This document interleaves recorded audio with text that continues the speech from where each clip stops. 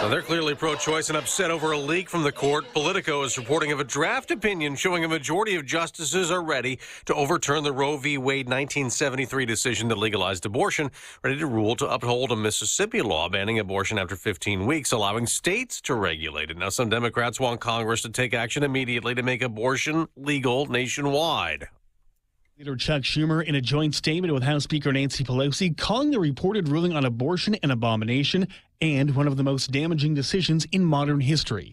But Republicans like Utah Senator Mike Lee are calling for the opinion to be released as soon as possible, telling Fox News at Night, if you allow this to sit out there, you're allowing this kind of tactic to work. Typically, court opinions are released in late June. That's Fox's Sean Langell. The polls are open now in 2 states holding primaries, Indiana and Ohio, where there's quite a contest in a Republican Senate primary.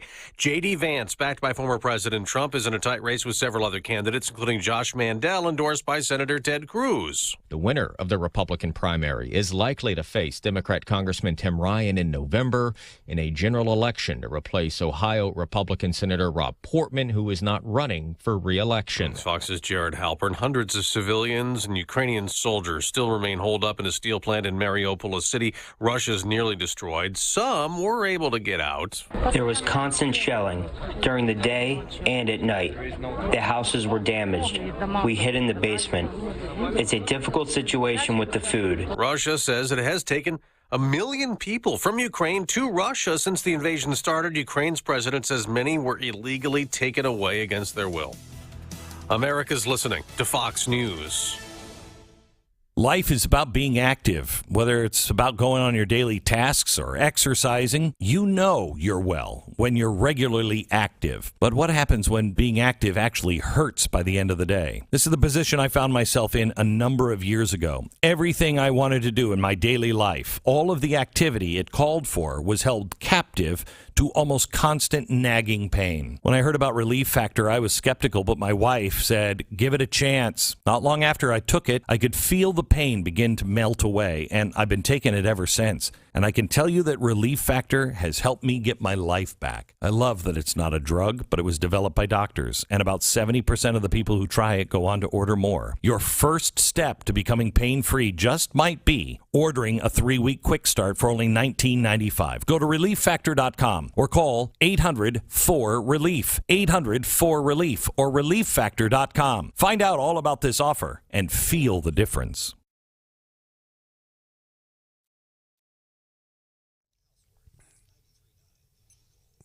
93.9 The Eagle News Time with Robinson's Cleaners. Robinson saves you time. 6:03. It is 57 degrees here in Columbia. We're finally going to dry out a little bit. We badly need it. Ground completely saturated right now. Cloudy today with a high of 57, and then cloudy tonight with the overnight low around 47 degrees. Good morning, and here's some of the stories we are working on for you on this busy Tuesday morning. We begin with a convicted murderer who admits killing an elderly couple in their eastern Missouri home. He'll be executed here in about 12 hours in Missouri, almost 26 years after the incident. Governor Mike Parson has rejected a clemency request from Carmen Deck, noting James and Zelma Long were shot to death execution style near DeSoto in 1996. The governor says Deck is admitted to the murders in verbal, written, and recorded statements to police. U.S. Supreme Court declines to intervene. The group Missourians for Alternatives to the Death Penalty says Deck should not be executed. They say that he's been incarcerated for 2 decades. They say executing him will not undo the harm that he caused years ago. Meantime, a warrant has been issued for the arrest of a trucker who is charged with manslaughter for the December I-70 death of a Boone County Fire Assistant Chief. ABC 17's Lucas Geisler reports Kevin Brunson failed to show up for his court hearing on Monday. Kevin Brunson was set to appear in Boone County Court today after he was charged with 1 count of involuntary manslaughter. Brunson is charged in the death of Boone County Fire Assistant Chief Bryant Gladney, who was killed in December. ABC 17's Lucas Geisler reporting on 64-year-old Kevin Brunson again. He failed to show up. You'll recall that he was released from the Boone County Jail in late March on his own recognizance after posting a bond. Columbia City Council has approved a bill. It is aimed at hiring bus drivers specifically for paratransit service. It is also aimed at alleviating Columbia's bus driver shortage. While the city continues to see a growing need for paratransit service, the city is now down 11 full-time and 7 7 part-time drivers. That is 40% of their operator staff. The city receives 200 paratransit ride requests per day to medical, employment, and shopping destinations. Look for a lengthy discussion about roll carts at Columbia's next city council meeting. The council will be voting on May the 16th on Councilman Matt Pitzer's bill to repeal the ban on roll carts. The council voted unanimously, you'll recall, in April to place the roll cart issue on the August citywide ballot. Now, if council approves the Pitzer bill in 2 weeks, the August election would no longer be required. Now, there are critics. Many of the critics are seniors here in Columbia. They say roll carts are difficult for them and the disabled to push to the curb. There are other critics who say that snakes, foxes, rats, and squirrels will get into these roll carts. Again, the vote will be in 2 weeks. The new Mosher's grocery store that opens tomorrow morning near West Columbia's Scott Boulevard is another key development in that fast-growing area. Mosher's will be opening its store on Furrow Drive tomorrow morning at 6 o'clock. It will include a full-service deli. It will also include something no other Mosher's has here in mid-Missouri, a Hangar 54 pizza. There is growth happening nearby. The Flats at Westbury Apartment Complex is building a large complex near the grocery store. Those apartments go for more than $1,000 a month. There's also a new club car wash, a new coffee shop, and a Wendy's is being built nearby as well, all out on Scott Boulevard in southwest Columbia. And Columbia Parks officials and the council are having discussions about hosting the July 4th Fire in the Sky event at Stevens Lake Park. Acting Parks Director Gabe Huffington says Stevens Lake Park has plenty of space to shoot the fireworks high into the sky. Our fire department, also a police department, have experienced events there in the past, recommended that location to us. And so we will continue on that planning process for the next couple of months leading to the 4th of July. This year will be Columbia's 70th annual 4th of July celebration. You can hear Fred Perry's full interview with Mr. Huffington on our website. It's 939theeagle.com. Our news is brought to you live in the 6 o'clock hour by AirServe Heating and Air Conditioning, ensuring the air in which you live and breathe is comfortable and clean. For all of your cooling needs, you need to log on to airserve.com. 93.9 The Eagle News Time is 6:07.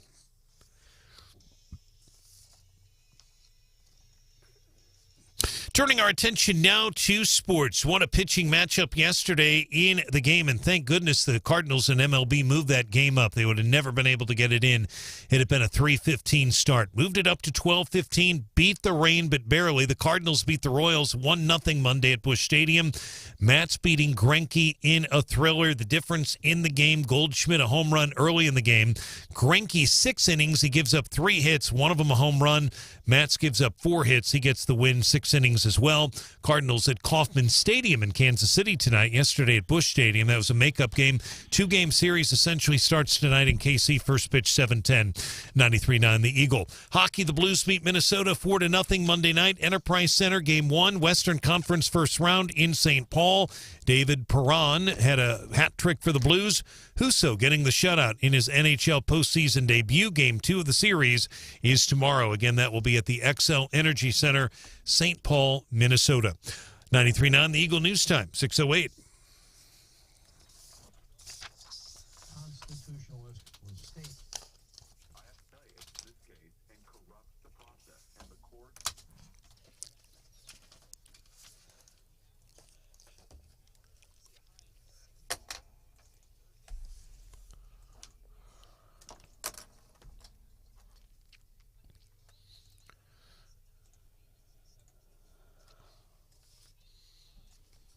All right, John, thank you. And our weather is brought to you this hour by Club Car Wash, clubcarwash.com. Find a location near you. 57 degrees.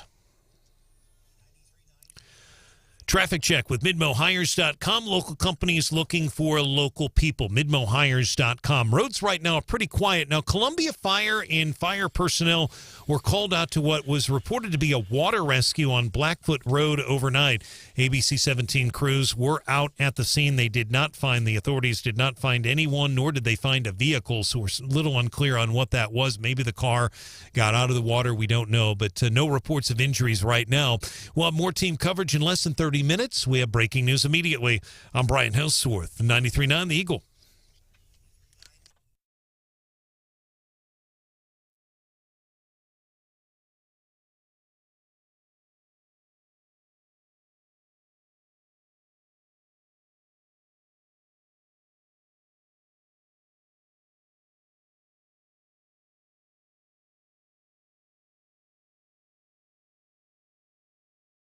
I think this was leaked by a liberal law clerk who is trying to change the outcome of the case, either by putting pressure on some of the justices to change their mind, or by getting Congress to pack the court even before June, which is very unlikely, or to get Congress to pass a national right to abortion law. Alan Dershowitz, one of many folks reacting following an apparent leak in Politico of a draft showing purportedly the opinion that's supposed to come out in June. From what I understand, and I'll defer to my good friend sitting to my left this morning that you would be able to see on our YouTube channel, a leak of an opinion from the Supreme Court of the United States. And your experience, you ever heard of that happening? I've never seen it. That's incredible. So who leaked it? I don't know which is bigger, a leak on a potential ruling from the Supreme Court of the United States, or that this would potentially overturn Roe v. Wade. As a matter of fact, here's a headline. I'm going to answer that for you. I think there are a lot of people out there who thought the court was going to overturn Roe v. Wade. The leak is the huge. I mean, I think there's liberals out there who are saying we are not surprised, but the leak is huge news. Yeah, because that had to have come from the inside. So I mean, there's no other way. There's no other way. I don't know how any other way Politico would have gotten that, but I'm unclear from reading their story. They just said they obtained it. Well, what does that mean? I think the consensus is exactly what Dershowitz said. Was that the consensus right now is that it most likely came from a liberal court clerk. Obviously, not confirmed. Chief Justice John Roberts. That liberal justice? You have to think here who benefits. Who benefits? And right now there's already protests going on at the court tonight. He indicated, it's leaked so that way, the public can put public pressure on the court to do something different. Who benefits by liberals being super fired up about the court situation for the midterms? There's only one set of folks who benefits from the leak. This is the scene right now. SCOTUS, D.C. By the way, protesters on all sides have been showing up all night, 6:12 in the morning, 7:12 D.C. time. That is what's happening there. And I think this is it. So here's the headline. 1973, Supreme Court rules on Roe v. Wade. The Supreme Court ruled an historic decision today that is entirely up to a woman and her doctor to decide whether she will have an abortion during the first 6 months of pregnancy. 7-2 decision at the time. And apparently in this leaked ruling, as Justice Alito apparently writes, by the way, it's not a decision. This is apparently a leak. But a draft. And a draft, just so they can change their mind. They're human beings. They can change their mind before the ruling comes out officially. It's a possibility. Okay. Because it's kind of happened before several years. I think it had to do with Obamacare. And it wasn't necessarily a leak, but somebody thought, Chief Justice John Roberts is going to rule this way, and they got it wrong because he didn't rule that way. Oh, yeah. CNN essentially said it had been declared unconstitutional, and it wasn't. In fact, John Roberts essentially is the vote that upheld. They called it essentially a tax. It's not exactly what the Obama administration wanted, but yeah, a lot of media, they were in a rush to get that story first, and it was very complex, no question. It was very complex, but that thing ended up being constitutional, and essentially it ended up being a technicality, but it was upheld. And I would point out that we don't know whether or not Chief Justice John Roberts actually changed his mind. We don't know that. What we know is that the media got it wrong, and here, assuming that the leak is an actual draft of the opinion, it would require someone to change their mind to keep Roe in place. 874-9390, 874-9390. So we expected that this was going to eventually happen, but it's been leaked. I can't imagine. Let's say you're a clerk for, whether you're a clerk for Kagan or whoever it was that leaked it, and this morning you're going, holy crap, I didn't think this was going to be that big of a deal. Oh, you knew that this was going to be a big deal, but think about if you're the clerk that didn't leak it. I feel horrible for all of the clerks because, it's a sacred institution. The process is pretty sacred. There have been, monumental decisions in the past, and this just doesn't happen. And it's disappointing, and it looks poor on the court. And I think it's bad for the institution and bad for our system. And Stephanie, I agree. I've never seen it happen before, but I don't know how many people would have access to that draft. Is it possible, and I don't know, is it possible someone on the outside, like a computer hack? I mean, I had that thought. It's certainly something that should be, it could be. I mean, who else would benefit? I mean, an adversary, for instance, that would divide the country. I don't know, but it's definitely troubling, to say the least. And I've never seen it before. Never. Senator Josh Hawley telling us last night. I have to tell you, it sounds real to me, and I think this is plainly an attempt by the left to try and change the outcome in this case and corrupt the process. And the court must not allow that to happen. And I think Exhibit A, Your Honor, Politico, a left-leaning publication, a website, leans heavily on the left. They're the one that printed. As a matter of fact, a memo. So here's a memo that Politico sent out because they knew how big this was going to be, not just the idea that this is tipping the hat to the decision of the Supreme Court of the United States, but the fact that, okay, not only did somebody leak it, but now we are going to publish it. Some of that memo says, just now on our site, we've published a story along with an accompanying sidebar and document on a draft Supreme Court opinion that would overturn Roe v. Wade after an extensive review process. We are confident of the authenticity of the draft. We take our responsibilities to our readers and our publication with the greatest seriousness. Our obligation, as protected by the First Amendment, is to report the news and inform our audience. Our journalism speaks for itself. That's an accurate statement. Their journalism at Politico does speak for itself. Yeah, I want to bring up, some local reactions that I thought. So obviously my social media feeds are full of lawyers, right, on both sides of the aisle. And last night, I actually hadn't seen the break yet, but I saw a law school classmate post on Twitter, "Pack the court now." And I saw that reiterated a couple of times from my peers who are lawyers, and that was their reaction to the leak, which I'm thinking, if you're saying that, you're a liberal, and it seems like the leak came from your side. So, but that, so I would say a lot of stupid takes. That's among the stupidest take that I saw was just pack the court now. I saw some other friends who I know lean to the left, and I saw some smart takes from them, and one of them was just, elections have consequences. And that's a really smart take, I think, because what we know is a lot of folks, this is a big issue. Abortion's a huge issue for folks. And Trump ran on, I'm going to appoint conservative justices in 2016. And a lot of people voted for him for that. And the other thing about elections have consequences is this decision, it doesn't ban abortion. What it does is it allows states to do their own thing. So not only did the 2016 election have consequences, but now what it would do is who you vote for in your state house has a consequence about what that abortion policy is in your state. The states get to decide. And so I think the smartest take I saw yesterday was, yes, elections have consequences and we shouldn't be packing the court. But if you want better abortion policy, get to the polls and vote the right people in office. To your point, Toobin on CNN, Jeffrey Toobin, he went out on a real limb here. When Donald Trump ran for president in 2016, he could not have been more explicit. He said over and over again, I will appoint justices to the Supreme Court who will vote to overturn Roe v. Wade. And what I think he meant by that was... And this is the important part. That's what Trump, one of the things he campaigned on. Elections have consequences. Here, almost 6 years after the election, we're seeing potential consequences. But here's the key part. He was going to appoint justices to the Supreme Court who will vote to overturn Roe v. Wade. Trump said this, and here's what I think he meant.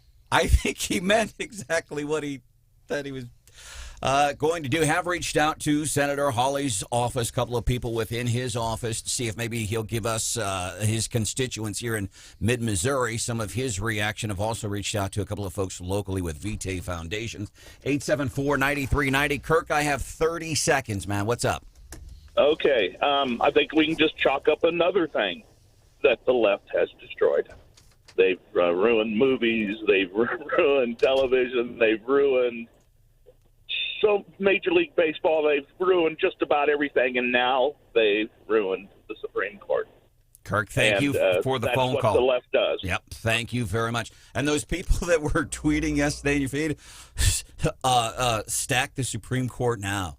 My whole feed was full of it. I mean, dozens of people that I know, all the people on Twitter, it's a popular opinion among people. Probably same people who said, well, Disney should just leave Florida then. Sure, because it's that easy. Text 874-9390. Charles asks a very fair question. Did our disinformation czar approve this? We have not checked in with the Ministry of Truth this morning. See if it was okay with them. Daily DC rundown coming up a few minutes from now.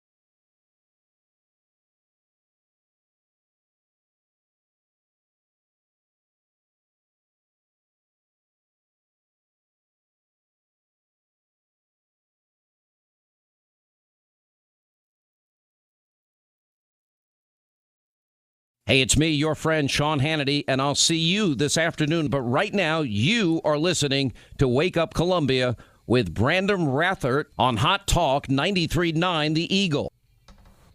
Even when you take away all moral issues associated with the taking of an unborn human, take away all those for a minute and just look at it from a sheer constitutional perspective. This was never appropriate for 9 lawyers dressed up in robes to take these decisions away from the people's elected lawmakers in all 50 states. Senator Mike Lee, is that a little dig? 9 lawyers dressed up in robes. Republican Senator Utah responding to, apparently this is a draft opinion leaked. Politico, which is a left-leaning political publication, has published this, and the world reacts. The world does react, so it's a very rare thing. I've never seen this in my lifetime. Again, we were supposed to get the opinion in late June or early July. All the court watchers are saying it appears to be legitimate. Again, it is a draft. It would overturn Roe v. Wade if it holds, which I think folks expect that it would. But again, I think people are confused about maybe the implications of the court case. So if the current draft stands, then essentially it would just return power to the states. So the states would be able to implement the legislation, as many have been doing. That's how this case got up to the Supreme Court, was a state had enacted a pretty restrictive abortion law. It went up on this challenge under Roe. And so now it would kind of open the gates for states to be able to legislate how they want related to abortion. And what I would see happening next, because we're seeing it now, as a matter of fact, somebody tried unsuccessfully this year in Jefferson City, but trying to say, okay, let's say Illinois, it stays legal. In Missouri, it's completely illegal. You leave Missouri to go to Illinois. Somebody in Jefferson, and I completely, my moral convictions on this issue aside, completely disagree with the idea.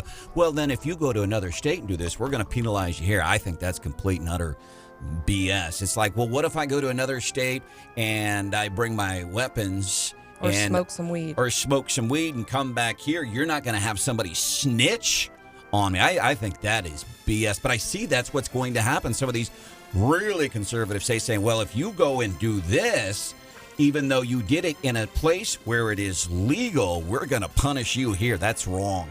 Well, we'll see how that all shakes out. It's going to have huge implications in D.C., though. Last night, Bernie Sanders reacted and said Congress must pass legislation that codifies Roe v. Wade as the law. And he said if there aren't 60 votes in the Senate to do it, then we must end the filibuster to pass or to do it with 50 votes. And so one of the calls is that from Democrats we're getting is pack the court.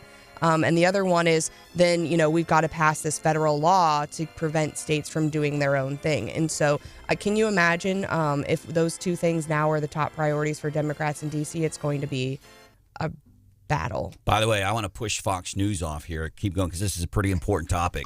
It is really important. So, and one of the best takes I saw yesterday was, elections have consequences. There are some big elections, which I don't want to get past, but, we elected Trump in 2016. Part of that was, he had promised to elect conservative justices. And here we are, with many of his justices on the court, and elections have consequences. Today, I don't want to get through our D.C. rundown without saying Indiana, Ohio, huge elections that will tell us something about Trump and the Trump endorsement and where the party is headed. And also, I think, so in Indiana, really interestingly, a lot of their state house folks drew conservative challengers. And so it kind of mirrors what's happening in Missouri and whether will the party go more conservative or stay toward the middle. Interesting stuff. And what that could mean for us. We might look more into that coming up at 6:35. More local reaction to this apparent leaked decision from SCOTUS. It's coming up at 6:35 here on Wake Up Columbia.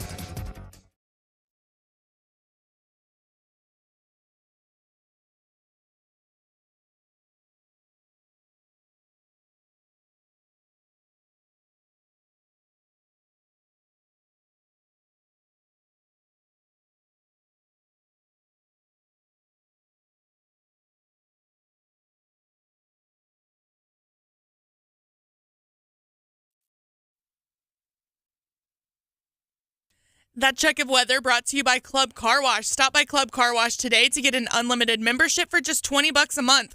See more details at clubcarwash.com. It's 56 degrees. Fox News, I'm Chris Foster. My body, my choice. My body. My body, my choice. Protesters outside the Supreme Court after the leak of a majority opinion overturning Roe versus Wade and the constitutional right to an abortion. It's published by Politico, which reports the vote was 5-4, and Utah Senate Republican Mike Lee agrees with the 5. This was never appropriate for 9 lawyers dressed up in robes to take these decisions away from the people's elected lawmakers in all 50 states. He was on Fox News at night.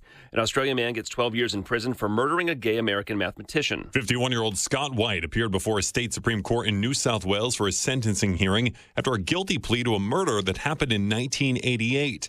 During the hearing, the prosecution played a recorded police interview where Scott admits he pushed then 27-year-old Scott Johnson off a cliff. Fox's John Saucier, White's now ex-wife, turned him in. The death was originally ruled a suicide. America's listening to Fox News. And now award-winning local news coverage with Brian Hauswirth on 93.9 The Eagle. 93.9 The Eagle News Time with Robinson's Cleaners. Robinson saves you time. Right now we do have partly cloudy skies. We're expecting some dry conditions today, and we definitely need to dry out. Today's high about 57.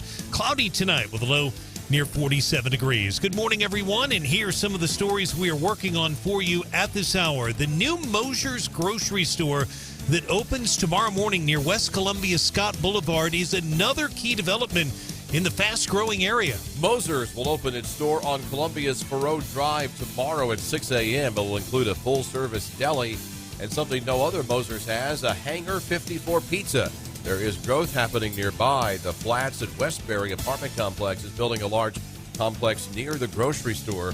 There's also a new club car wash, coffee shop, and a Wendy's nearby.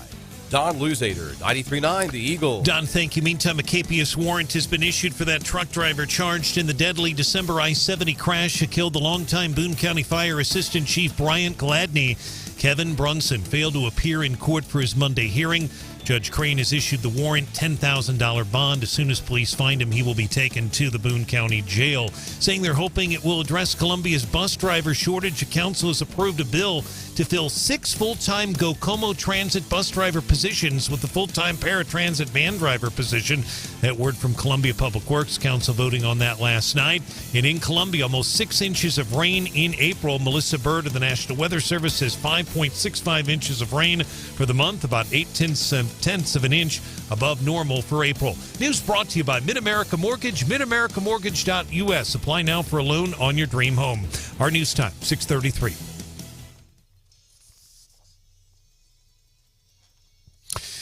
In sports, the Cardinals and the Royals were able to get their game in before the heavy rain came down, and thank goodness the game was moved up. Great game, great pitching matchup. If you like pitching, they went at it. Steven Matz and Zach Greinke, a thriller. In the end, Cardinals beat the Royals 1-0 at Busch Stadium. The difference in the game, really one pitch. Not a bad pitch from Greinke. Goldschmidt hits it out of the park. He hits a home run. St. Louis wins 1-0. They're now 13-9. Greinke only gave up 3 hits, 6 innings. Match 6 innings. He gave up 4 hits. Matz gets the win. Greinke gets the loss. Cardinals at Kauffman today in Kansas City. Actually tonight, first pitch 7:10 right here on 93.9 The Eagle. Hockey, the Blues beat Minnesota last night. Enterprise Center, game 1 of the Western Conference first round in St. Paul. It was not Enterprise Center. It was St. Paul in that game. That was at XL Energy Center. 4-0 yesterday. So the Blues win the first game. Game 2 is not tonight. The way they're doing this, the game 2 will be on Wednesday, which is tomorrow, and the Blues will try to go up 2-0. Sports is brought to you this hour by Tiger Towing. When you can't get going, call Tiger Towing, 573-449-3754. TigerTowing.com. Our news time is 6:34. And our traffic check is with MidmoHires.com. Local companies are looking for local people. MidmoHires.com to find a job or post your job opening. Today, as I mentioned, we received for the month of April about 5.65 inches of rain, well above normal for April. May, we're starting very heavy rain as well. We did have a report of a water rescue overnight, Blackfoot Road. Some of you in that area saw all the emergency vehicles. Our colleagues, ABC 17, had a crew on scene. They did not find a vehicle. They did not find a person, so we're a little unclear on what happened there. Bottom line, no reports of injuries, but they did have a response to what they thought was a water rescue. More team coverage in less than 30 minutes. We have breaking news immediately. I'm Brian Hauswirth, 93.9 The Eagle.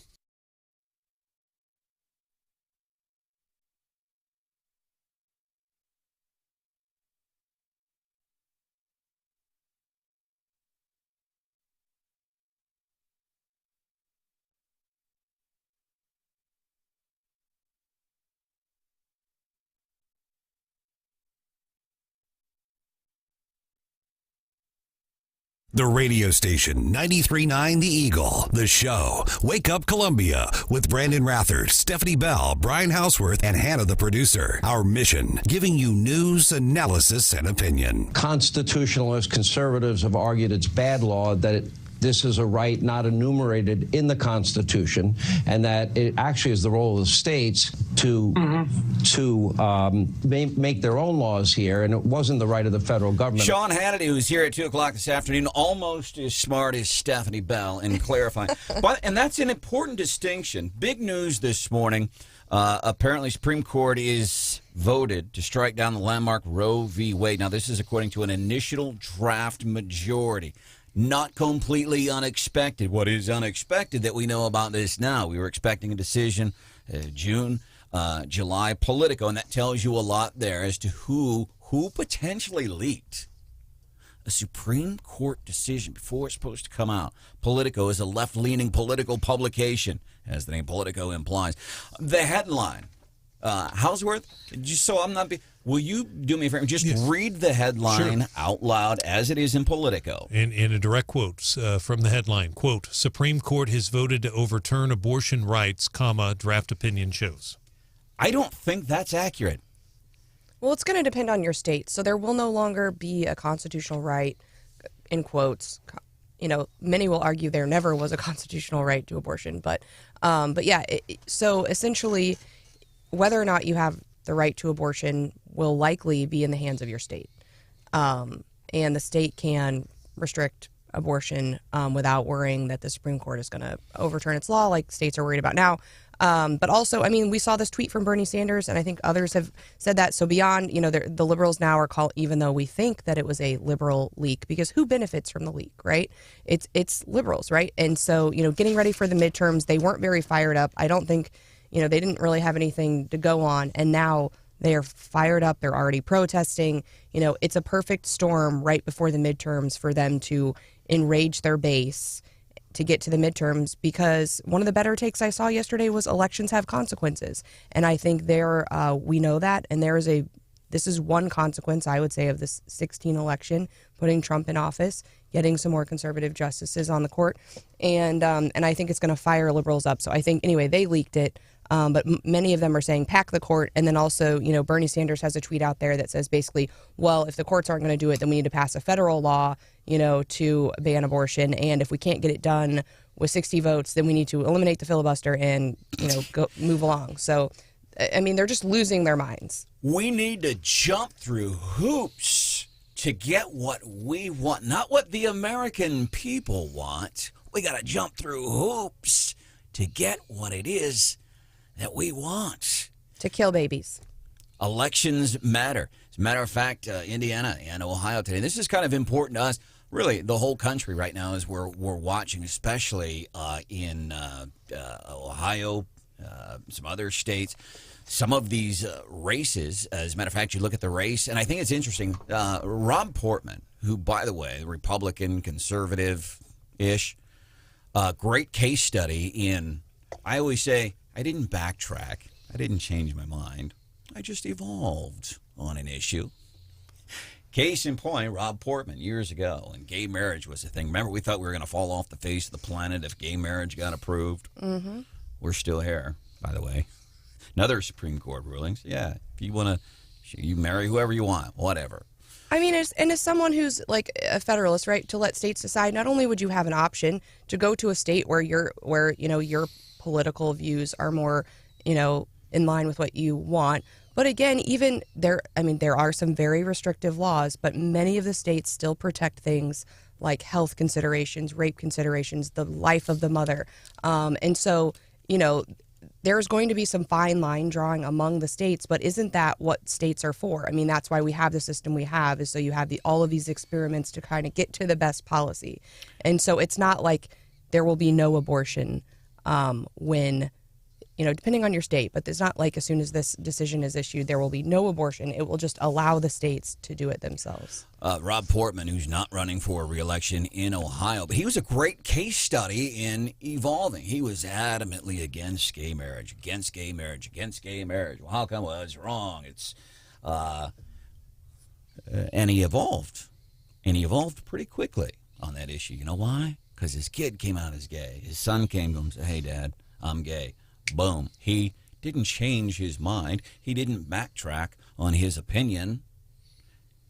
He evolved. Well, and I think once we all have, it's easy to talk about these things in the abstract, right? And once we all have those kind of personal experiences, I mean, you've shared your personal experiences with struggles, right? And addiction and that kind of thing. And I think it shapes the way that we all feel about certain issues. For me in particular, I was adopted.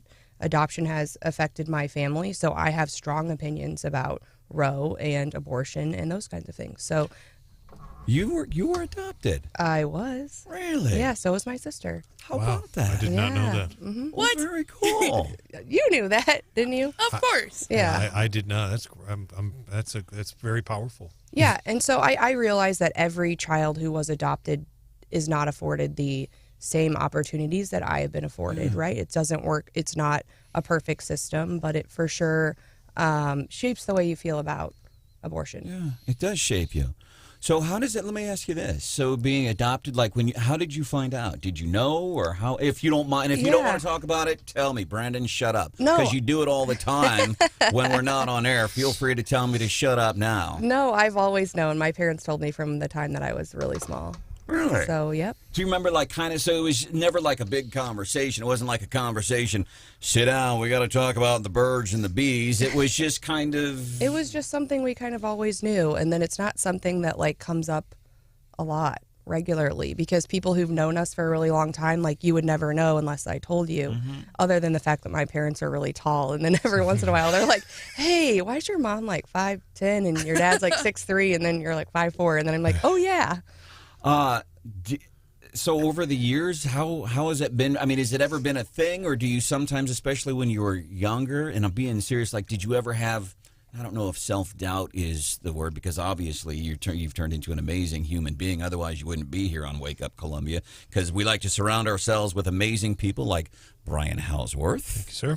Hannah, the producer. Good morning. I don't know how you guys got stuck with me, but I've been blessed to be surrounded by amazing human beings. We feel the same way. Over the years, how has that, maybe when you were younger in your teens, did it ever cause any self-doubt or anything like that? Or well, how come? What happened? What's the circumstance? Yeah, I mean, there's always questions, right? I think it affects, something you think about and you live with. But I think ultimately I'm so fortunate, right? Yeah. And my parents have told me how fortunate they feel. And I've had other friends who, struggled with infertility, and and watched them go through that and watch the hurt and the pain that it does cause for them. And I've seen people desperately want their own children, and then seeing them be blessed by an adoption situation and how fortunate they feel. And so I think about how when my parents, struggled and then were able to, have the child that they always wanted, and such a perfect child at that, right? There it is. And so, I've seen parents just desperately want children, and I think, even in an adoptive situation, there's still a feeling of loss when you struggle with infertility. But I think about how many other parents are out there who, want kids, and what adoption does for those families. So this is 93.9 The Eagle. This is Wake Up Columbia. We're just learning this morning that Stephanie Bell is adopted. Do you feel like that shaped? Because I will say this. I know you are incredibly driven, almost to the point it's annoying sometimes. Right, Hannah? What a backhanded compliment. I'm kidding. I say that out of love because we tease here. Do you feel like being adopted, because everything, in my opinion, everything you do everything you touch turns to gold, whether it's your law career, your parenting skills, your wife, family life, what you do here on Wake Up Columbia. Do you feel like because of your adoption, do you feel like because you try exceedingly hard at everything you do you think there's some of that is pressure, I really got to perform to please people? Or I think, what's the quote, too much is given, much is expected? What's that quote? That's basically it. That's a biblical. Yeah. And so I think, I realized the opportunity that I was given, right? And so obviously, any way that I can pay it back or pay it forward or whatever, I do feel some pressure Not everyone is given the same opportunities, and that would be regardless of whether I was adopted or not, right? Some of us are, born into a situation that is more fortunate than others, and I feel like it's on all of us to make the world a better place. How about that? Now, you and your sister share the same biological parents? We think same mother. Okay. And then were you guys a package deal? No, no. Branden. How else to put it? No, no, she came 3.5 years later, and the folks had reached out to my parents and said, we've got your sibling's sibling. Do you want her? And my parents basically had 24 hours notice to say yes. Wow. And now we're together forever, which is really exciting. Oh, man, and we've met. Wake Up Columbia has met your sister before. She's a teacher in Nashville charter school. Very gifted guitar player. Natalie reacting, 874-9390. So we're just learning that Stephanie Bell is adopted. Wake Up Columbia family member, and she's adopted. Good morning. This is Natalie. It's interesting listening to Stephanie talk about being adopted. My daughter is also adopted. What a blessing. She is my world. I love that. Awesome. And I'm not trying to take anybody's thunder or anything like that in way different circumstances, but so I adopted my son. Now but the biological mom was in the picture, if that makes sense. So I believe in adoption. But here's something interesting. I'm going way too long here. Sorry about that. My mom, when she was in the Air Force, she would go to TD. She would go on TDY, some technical duty thing, and she'd go to South Korea all the time. And I remembered. Now, do you have siblings that are not adopted? I don't know. Okay. For sure. Okay. The reason I asked, because my mom, I remember she was talking about adopting a girl. Her name was Chung Suk. I'll never forget the name. And my mom would bring home pictures all the time and talk about her. And it crushed us. Because our take was, aren't we good enough? You got to go out and get more? And it crushed us. But my point, I love the fact when people adopt and it's an option, and I appreciate you sharing that, man. That's making me smile. Well, yeah, and I think it's important coming up, like with Mother's Day. It's always very exciting, but it's also a hard day for folks. If they're struggling with infertility, a lot of people have lost family members, and I know that as that comes up, people want it to be celebratory, but it's also a good time to remember that everyone's situation is different and to respect others on those days as well. Coming up, 7 o'clock, Fox News.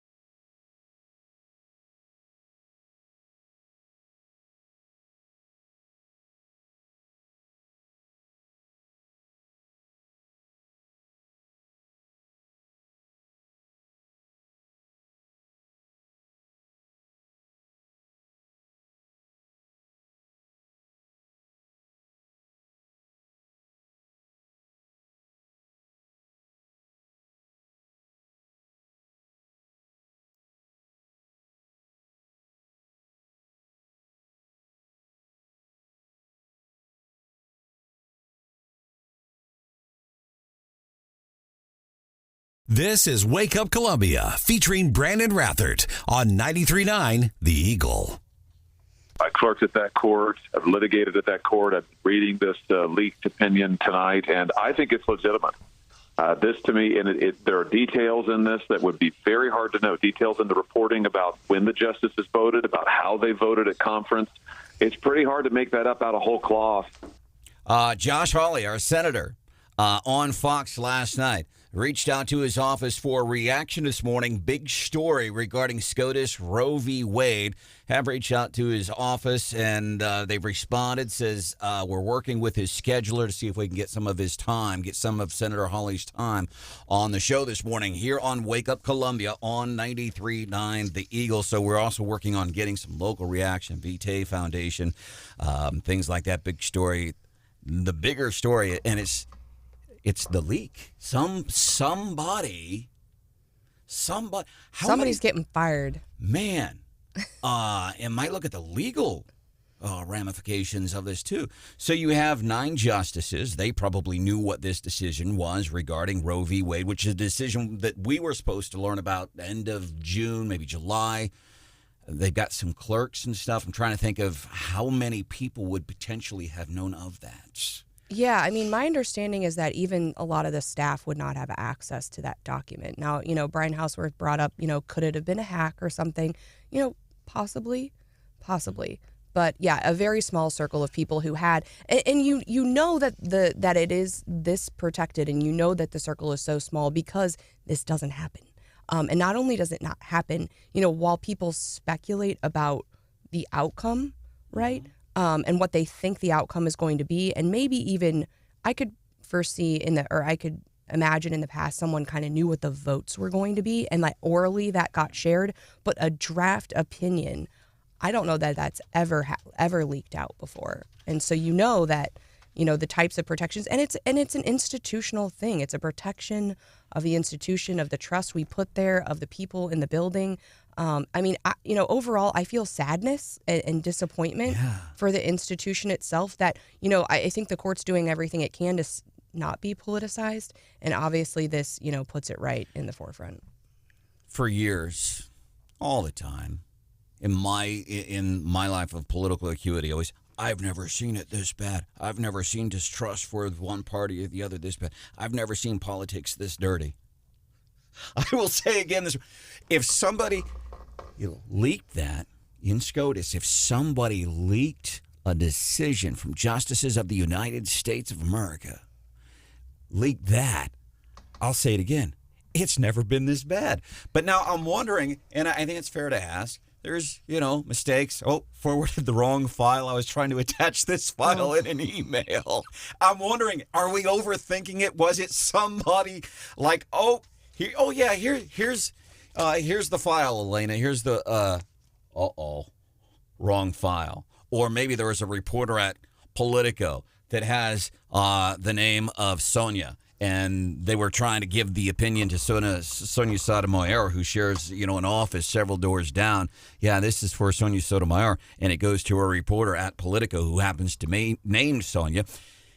Could it be something that's, I doubt There's a lot of what ifs in that story right there. I'm digging way deep down in that what if barrel. These folks are like some of the, if you're a Supreme Court clerk, you're one of the smartest people in the nation, right? Like you have to be on a certain level. And I assume the other people in that building are.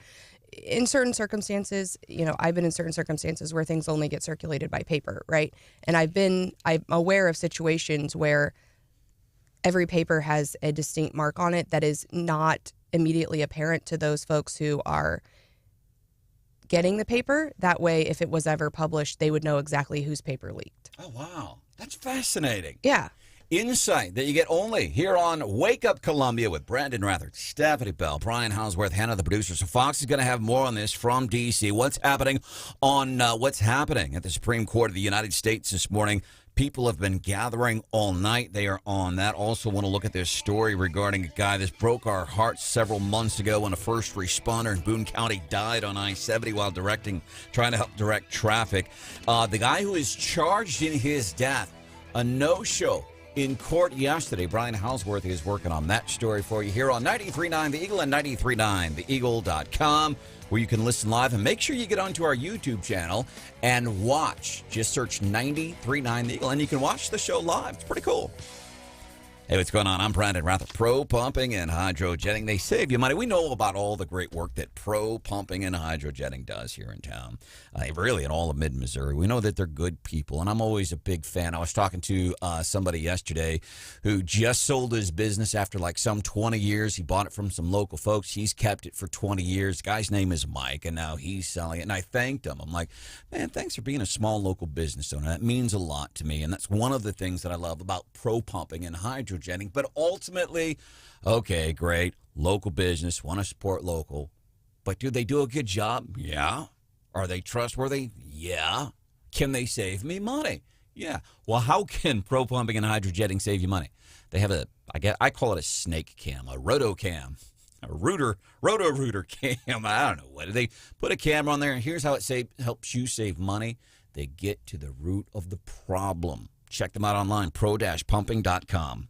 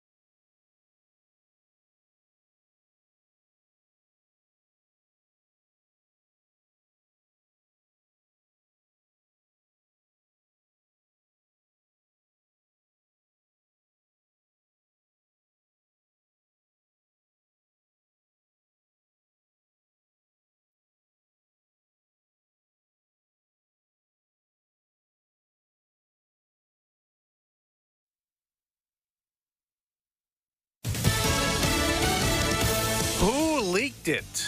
I'm Dave Anthony, Fox News. That is the big question the morning after the big abortion case leak from the Supreme Court. This was an utter disgrace in terms of how it was released. Republican Senator Mike Lee calls it bittersweet, telling Fox he is happy justices appear ready to overturn the Roe v. Wade decision that legalized abortion. Because we're finally vindicating the Constitution and the babies who have been unprotected by the law. Pro-choice advocates disagree. My body, my choice. They're demonstrating outside the Supreme Court. The leak, reported by Politico, is a draft opinion, not the final ruling. The draft was signed by Justice Samuel Alito, one of the court's conservative majority, and in effect says there is no constitutional right to abortion services, leaving the matter up to individual states. Almost 24 states already have total or near total abortion bans on the books, while 16 states and Washington, D.C. have protected it by state law. The matter is not final until a decision is announced by the Supreme Court. Fox's Tanya J. Powers. Some Democrats want Congress to now pass a law to make abortion legal nationwide. They're voting this morning in primaries in Indiana and Ohio, where this woman tells Fox she isn't sure who she'll vote for in the Republican Senate primary. I'm still up in the air with this decision. J.D. Vance, maybe, but I don't know. Vance is backed by former President Trump, one of several GOP candidates on the ballot today. The winner expected to face Democratic Congressman Tim Ryan, a Connecticut state trooper who shot and killed a black man after a high-speed chase in 2020, expected to be charged today with manslaughter. The day after a fired Philadelphia police officer was charged with murder for shooting a 12-year-old boy in March. DA Larry Krasner says he knew the 12-year-old, 5-foot-tall, 111-pound Thomas Sedario no longer had a gun and no ability to harm him. But he fired a shot through his back, nonetheless, that killed him. And Saul Mendoza's jailed without bond. America's listening to Fox News. If you're living with aches and pains, especially if they're frequent and nagging and relentless, I want you to take a moment and think back to the last time you really felt good. Can you even remember what it felt like? Now, here's even a more important question. What would you give to go back to feeling like that again? Maybe it would just be nice to take a stroll with your loved one or play with your grandchildren. I've suffered from persistent, crippling pain almost all the time for about 5 years. When I started taking Relief Factor, I took it because my wife made me start taking it. I didn't think it would work for me. me. Yet here I am today, virtually pain-free, doing the things I love to do, all thanks to my wonderful wife and Relief Factor. I love that it's not a drug, but it was developed by doctors, and about 70% of the people who try it go on to order more. Are you part of that 70% that can get your life back? Your first step to becoming pain-free just might be to order the 3-week quick start for only $19.95. Go to ReliefFactor.com or call 800-4RELIEF. Find out more about this offer. Feel the difference. ReliefFactor.com.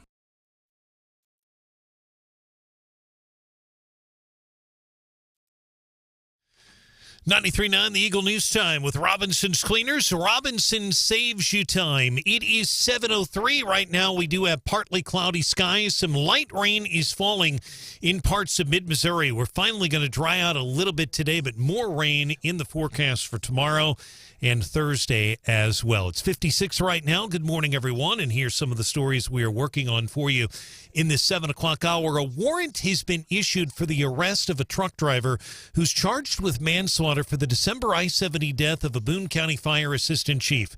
ABC 17's Lucas Geisler reports Kevin Brunson failed to show up for his Monday court hearing. Kevin Brunson was set to appear in Boone County Court today after he was charged with 1 count of involuntary manslaughter. Brunson is charged in the death of Boone County Fire Assistant Chief Bryant Gladney, who was killed in December. ABC 17's Lucas Geisler reporting on the Brunson case. Now, you'll recall the 64-year-old Brunson was released from the Boone County Jail in late March on his own recognizance after posting bond. I was in the courtroom for his arraignment back in late March. He appeared to have fallen asleep that day, could not hear the judge. He did fall asleep based on what the courtroom said, and the security said he then went to a hospital, released on bond. Now they don't know where he is. The warrant's out for his arrest. A convicted murderer who admits killing an elderly couple in their eastern Missouri home will be executed tonight, 26 years after the incident. Governor Parson has rejected a clemency request from Carmen Deck, noting James and Zelma Long were shot to death execution style in 1996. Governor says Deck has admitted to the murders in verbal, written, and recorded statements to law enforcement. U.S. Supreme Court declines to intervene. The group Missourians for Alternatives to the Death Penalty says Deck should not be executed. They say executing him will not undo the harm that he caused many years ago. Columbia City Council has approved a bill. It is aimed at hiring bus drivers specifically for paratransit service. It's also aimed at alleviating Columbia's bus driver shortage. While the city continues to see a growing need for paratransit, the city is now down 11 full-time and 7 part-time drivers.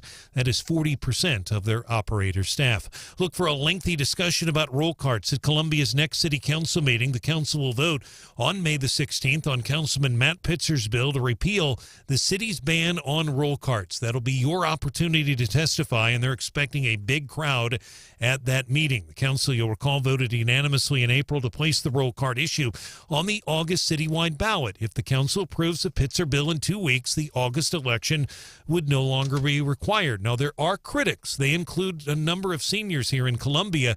They complain roll carts are difficult for them and the disabled to push to the curb. There are other critics who say that snakes, foxes, rats, and squirrels would get into roll carts here in Columbia.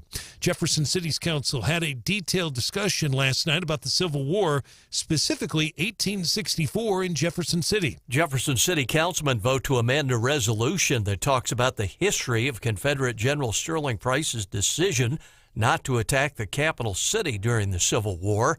Councilman Scott Spencer introduced the measure at last night's meeting. Mayor Carrie Turgeon recently ordered the 2 pavers at the new Riverfront Park be removed because she said they recognized the taken down price marker on Morrow Drive.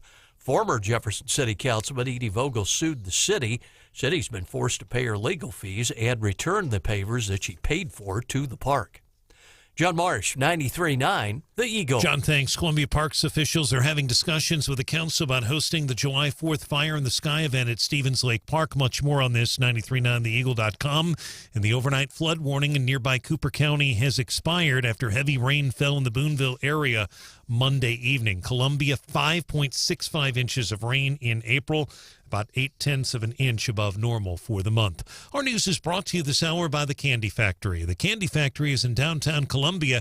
Anniversary, birthday, Mother's Day, the Candy Factory in downtown Columbia.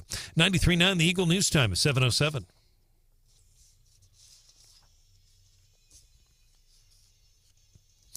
In sports, the St. Louis Blues beat Minnesota last night in Game 1 of the Western Conference first round in St. Paul XL Energy Arena. They play their games in St. Paul, the Twin Cities. David Perron, a hat trick for the Blues. Husso gets a shutout in his NHL postseason debut. Game 2 of the series will be tomorrow once again in St. Paul. Again, the Blues up right now 1-0. Cardinal baseball and the Royals. Cardinals beat the Royals Monday afternoon at Busch 1-0. Goldschmidt the difference in the game. He hit a home run for St. Louis off of Greinke. Not a bad pitch. Just took it out of the park. St. Louis now 13-9. That was essentially a 1-game series because it was a makeup game from April the 13th.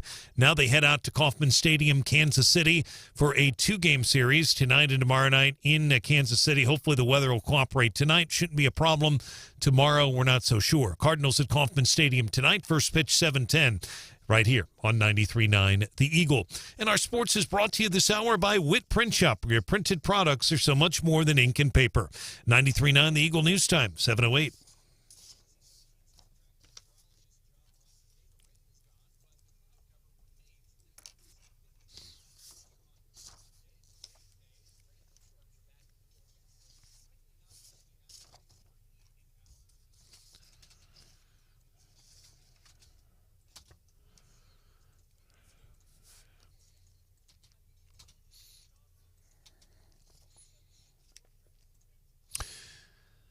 All right, John, great work today on television with Zola. We appreciate your work with us as well. Weather brought to you by Club Car Wash. Visit clubcarwash.com to find a location near you. Right now, cloudy skies, 56.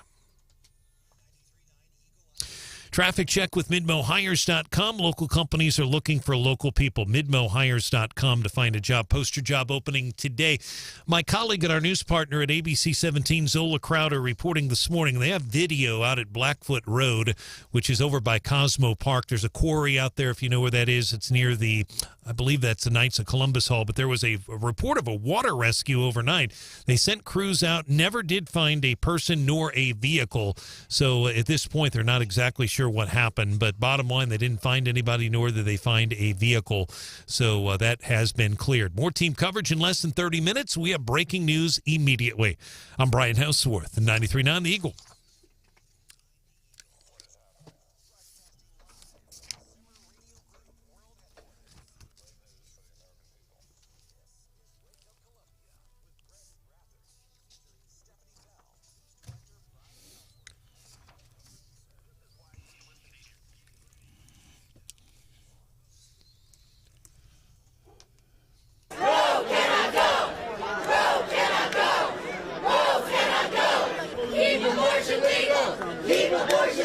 Man, that's the scene outside of the Supreme Court of the United States this morning after it was learned. And by the way, this is not official, but apparently the left-leaning political publication called Politico, somebody got a copy of a draft opinion. So it's not official.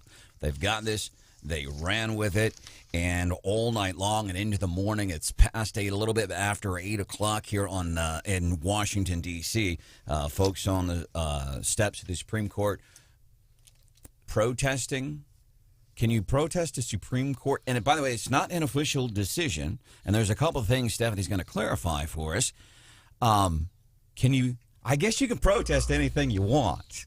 But protesting a decision handed down by the Supreme Court of the United States, which has not been handed down, by the way, can you protest a decision? Sure you can. And I mean, that's what people are saying, why this thing would leak. I mean, who knows why it leaked exactly or how it leaked.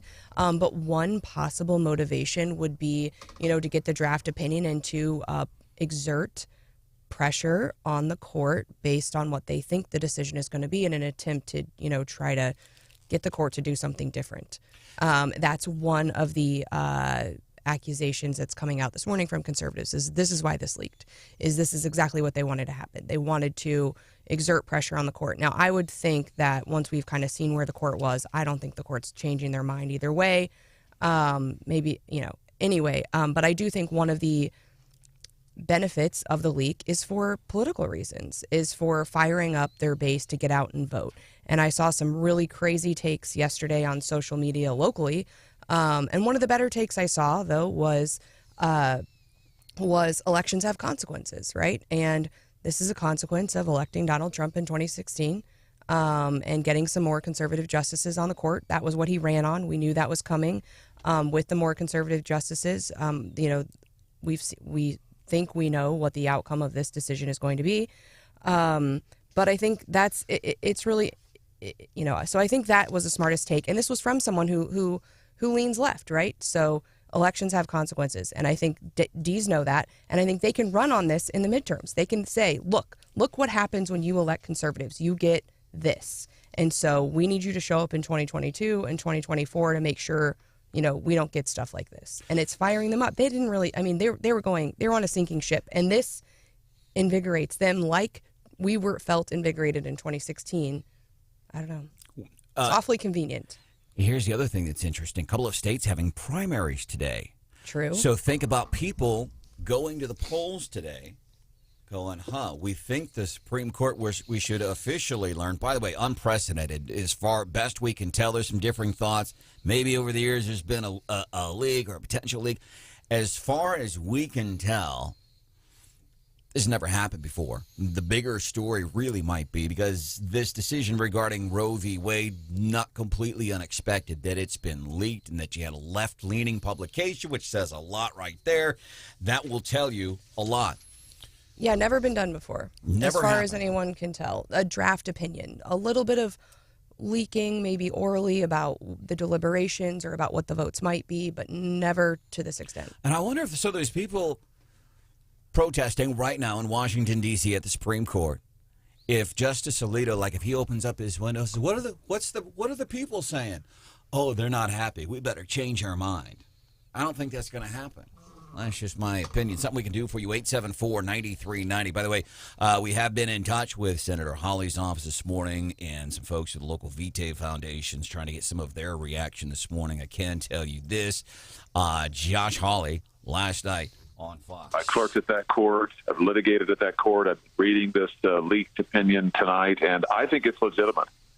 This, to me, and there are details in this that would be very hard to know. Details in the reporting about when the justices voted, about how they voted at conference. It's pretty hard to make that up out of whole cloth. Right, Senator Hawley last night on Fox, and we have been communicating with his office this morning for that. We are very appreciative that big issue, and constituents here in Missouri do want to hear from Senator Roy Blunt, who's going to be joining us on the show tomorrow, I think about 7:45, to talk about another big issue that's been quiet. Maybe not. It's not as big as this, but to us, with our big Central Missouri Honor Flight Radiothon coming up in a couple of weeks, Department of Interior very quietly, if something escaped Brian Hauswirth's attention, somebody's trying to pull the wool over our eyes, and this really bothers me because it is near and dear to me because I've been on these Central Missouri honor flights. Department of the Interior yanking police escorts for honor flights in Washington, D.C. Yeah, and we had Congresswoman Hartzler on. She is just furious about this, and she has said that it's time to haul Secretary Haaland before the Congress and have her testify. Of course, that would be up to the Veterans Affairs Committee. It's not necessarily Congresswoman Hartzler's call, though she can do that. Senator Blunt, Senator Hawley want that basically changed. They have indicated that these veterans are old. A lot of them are in wheelchairs, oxygen tanks, and they can't get around if they don't have the access to be able to park right away. So we'll be able to see. I did reach out to Interior, trying to find out when the decision was made and why, and they have not responded. Department of Justice, I reached out about those two dudes that spilled 600 pounds of weed on I-70 a couple of weeks ago. You mean on 420? Yeah, on May 20th, on 420, incidentally, to check on the immigration status of the two gentlemen from Mexico. And sure, I was stereotyping and even asking the question. I think I told the DOJ in Kansas, I apologize to even ask, but it's a reasonable question. Two folks from the country of Mexico road tripping from the West Coast to somewhere in Pennsylvania, 600 pounds of weed.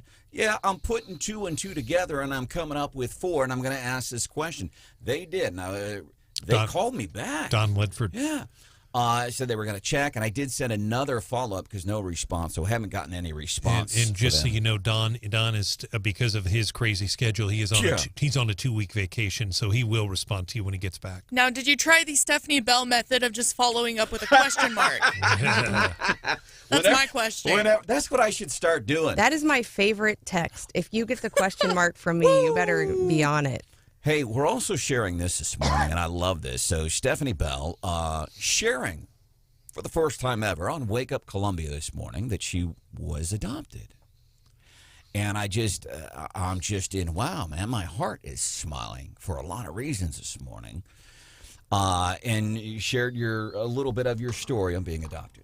Yeah, so I was adopted right after birth and grew up in Jeff City. My sister was also adopted, same birth mom, so we're together, and it's wonderful. And so we were talking about, the Supreme Court's decision, its impact. People are, really outraged, and we were just talking about the way that our personal experiences might shape our positions on various issues. So, I have strong opinions about Roe and abortion, having adoption, specifically affect my life, and then also watching it as a mother. Now, so growing up, I always knew that I was adopted. It was something my parents talked about. It wasn't this big secret or anything.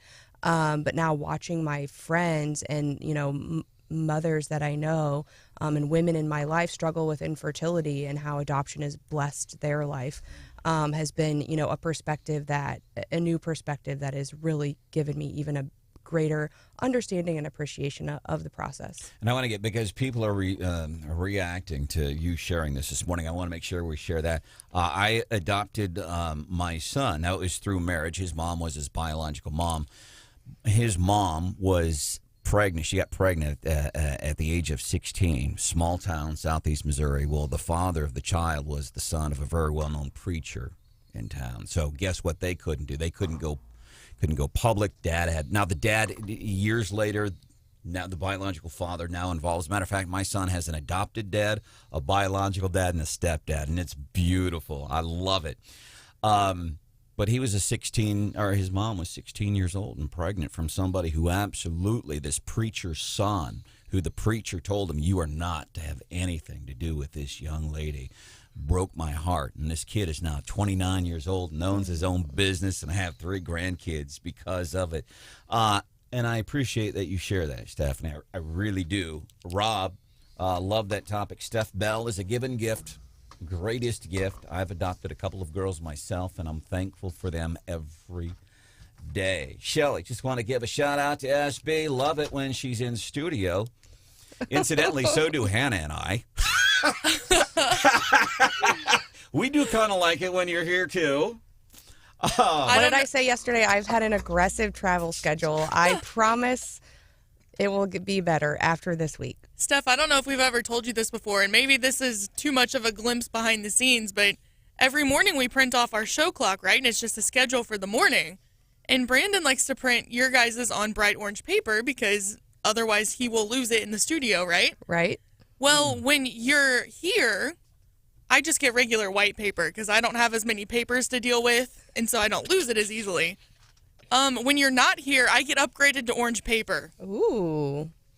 So it's like a little, I just give Branden grief for it every time you're not here. I'm like, oh, I'm worthy of the orange paper this morning. By the way, I have something, a little thing. I have something for Hannah at 7:35 this morning, and something for you, too, a little treat. We'll do that 7:35 here on 93.9 The Eagle. Meanwhile, cut up 7:25-ish. We're going to be doing What's Hot with Hannah. I'm anxious to see what you have today. You know those change.org petitions that never really go anywhere? Yeah. There's one that finally got some traction. Really? Yeah. I'm anxious.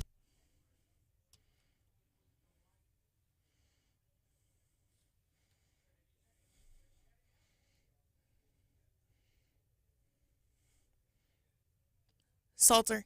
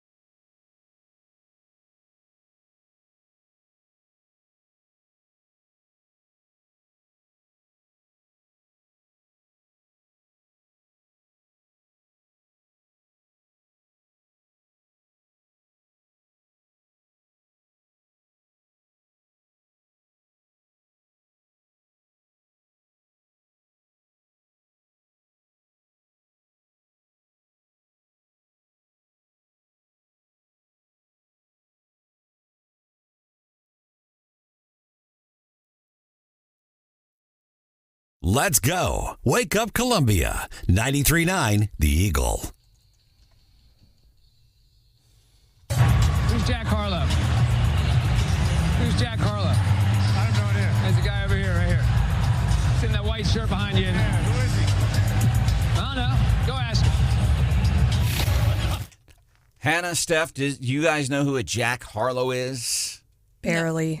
No? Okay, He's like you a do. He sings, right? Okay, then I don't feel so bad. So this is a couple of old white dudes on an NBA court. The referees, and this guy by the name of Jack Harlow is apparently in the audience, and there's the two refs, and they're mic'd up, and they're just they don't know. They're like, who's Jack Harlow? Because they announced Jack Harlow is in the house. And the one ref is saying to the other, who's Jack Harlow? I don't know who's Jack Harlow, but it's that dude over there. It doesn't make me feel so bad because when I'm not completely in touch, with pop culture stuff, I'm like, oh, great. There's other old white dudes that don't know who Jack Harlow is. Right now, 7:25-ish, which means it's... Wow, 7:27. Time for What's Hot with Hannah. You did that on accident, didn't you? It was an accident. The whole show is off this morning. It really is. We're having a Monday on a Tuesday. It's crazy, and thank you for bearing with us. So those change.org petitions that you see all the time, they're a dime a dozen, and I feel like 98% of them never take off and get any traction. Well, you got to make it something important. See, that's the problem with these people. We don't get involved. And sometimes you got to find something that we're passionate about to get involved and to go, oh, I can make a difference. And here, I think without fail, I will speak for everybody here on the show. We are big fans. Get involved. And now people are getting involved. I think one time for funsies, we did a change.org petition to end daylight saving time. And I think it probably got 15 signatures. But anyway, one really took off, and it has 3.2 million signatures. See, that's the thing. You got to find something people are passionate about. What do the American people care about? They apparently care about getting Amber Heard out of Aquaman 2. So Aquaman 2 is supposed to come out next March, and she's only in like 10 or 15 minutes of the movie. And with everything going on with the Johnny Depp trial, people are trying to cancel her from this upcoming movie. Jeez. There's 3.2 million signatures. Like, that's a lot. So that's what the American people care about. That apparently. Trial, by the way, except for people, why is America fascinated with this? Personally, I am not, but I think is what it is. And there is some interest because you've got an actor, Johnny Depp, who's saying, hey, you told a bunch of lies about me. Whether or not that stuff is true, don't know. But it's somebody saying, you know what? I'm not just going to let somebody aimlessly make some false accusations against me. I'm going to fight this. Well, and more than that, it's also showing that men can also be victims of abuse, I think, is the other story that's being told. And I am a victim of that type of abuse. Coming up here on 93.9. And by the way, and I want to say this too, I'm a victim of that abuse. That's overselling it. No one cut off your finger? No. Nobody played Willy Wonka in the Chocolate Factory in my bed or anything like that. We say we're a victim, and in a workplace, it was one of the ugliest things I've ever been through in my life, but I hate to say, I'm a victim of sexual harassment at work. That's one of the other things that gets me on this. I want to talk about this case, this guy not showing up for court, and a local hero who was killed in December. That's coming up 7:35 on 93.9 The Eagle. I have your ABC 17 storm track forecast. 57 today. Stop by Club Car Wash. Get an unlimited membership, $20 a month. Fox News. I'm Chris Foster. A leaked first draft of a majority opinion says the Supreme Court has voted to overturn Roe v. Wade and the right to an abortion. The report, which was published by Politico late yesterday, says the draft was signed by Justice Samuel Alito, one of the court's conservative majority, and in effect says there is no constitutional right to abortion services, leaving the matter up to individual states. Fox's Tanya J. Powers. Politico reports the vote was 5-4. Nothing's final until that opinion is announced. A body is found in a barrel in a receded section of Lake Mead in Nevada. Investigators found items in the barrel suggesting the unknown person died sometime in the 1980s. Some are predicting they'll make more gruesome finds now that the drought-stricken reservoir behind the Hoover Dam has become so low that Las Vegas is pumping water from deeper within Lake Mead. Fox's Tom Graham. Police say the barrel was corroded enough for the remains to be visible. America's listening to Fox News. And now award-winning local news coverage with Brian Hauswirth on 93.9 The Eagle. 93.9 The Eagle News Time with Robinson's Cleaners. Robinson saves you time. It is 7:31. We do have partly cloudy skies, actually mostly cloudy as I peek out the window right now. 54 is our current temperature. We're not going to get much warmer than this today. Eventually we'll dry out. Cloudy skies, our high today around 57 degrees. Good morning, everyone, and here's some of the stories that we are working on for you in this 7 o'clock hour. A capious warrant has been issued by Judge Kevin Crane here in Columbia for a truck driver who's charged in the deadly December I-70 crash that killed the longtime Boone County Fire Assistant Chief Bryant Gladney. 64-year-old Kevin Brunson failed to appear in court for his hearing on Monday. Judge Crane has issued the warrant. There's a $10,000 bond. As soon as authorities find Mr. Brunson, he will be transported to the Boone County Jail here in Columbia. Meantime, the new Mosher's grocery store that opens tomorrow morning near West Columbia's Scott Boulevard is another key development in that fast-growing area. Mosher's will open its store on Columbia's Faroe Drive tomorrow at 6 a.m. It will include a full-service deli and something no other Mosher's has, a Hangar 54 pizza.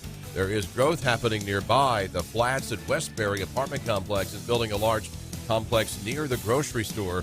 There's also a new club car wash, coffee shop, and a Wendy's nearby.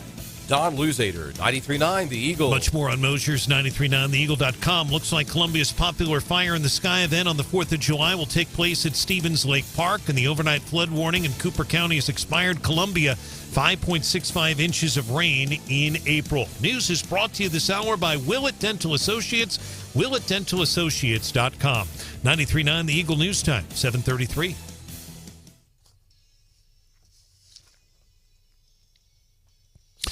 In sports, the Cardinals beat the Royals Monday afternoon at Busch Stadium. 1-0 was the final there. Great pitching matchup. Matz against Zach Greinke in a thriller. Both go 6 innings. Greinke gives up 3 hits. Matz gives up 4. Big difference. One of the 3 that Zach gave up was a home run by Paul Goldschmidt. Not a bad pitch at all. That just Goldschmidt got it and jacked it out of the park. The homers for St. Louis, they are now 13-9 on the year. This was a 1-game series, if you will, a makeup game. That one at Busch Stadium yesterday. Cardinals at Kauffman Stadium in Kansas City tonight. First pitch 7:10 right here on 93.9 The Eagle. It'll be a 2-game series tonight and tomorrow night. Weather tonight won't be a problem. Tomorrow night could be problematic. Hockey, the Blues beat Minnesota Monday night at the Enterprise Center. Game 1, Western Conference first round in St. Paul. That game, not Enterprise Center, it was actually at Xcel Energy Center there in St. Paul. Perron had a hat trick for the Blues. They are now up 1-0. Second game in that series will be tomorrow night. They're kind of going every other day at times, depending on the series that's being played. In the sports, brought to you by Adam Kinser, ServiceMasterofColumbia.com. Our news time is 7:34. And our traffic check is presented by MidmoHires.com. Local companies are looking for local people. MidmoHires.com to find a job or to post your job opening today. Roads have been pretty quiet here in mid-Missouri. If you'd like to report a traffic issue, you can call or text us 573-874-9390. One more team coverage in less than 30 minutes. We have breaking news immediately. I'm Brian Hauswirth, 93.9 The Eagle.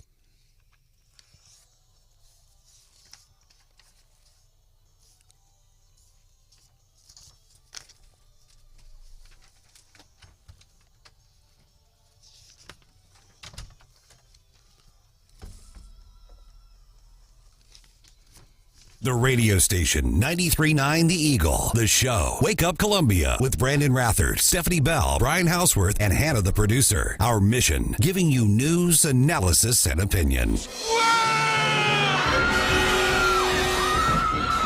what the Columbia City Council meeting was last night. Remember the scene from Christmas Vacation? Squirrel! And everybody freaks out over a cute little cuddly squirrel. And that's one of the big issues apparently now. This is a new concern that I have yet to hear raised within city government in Columbia.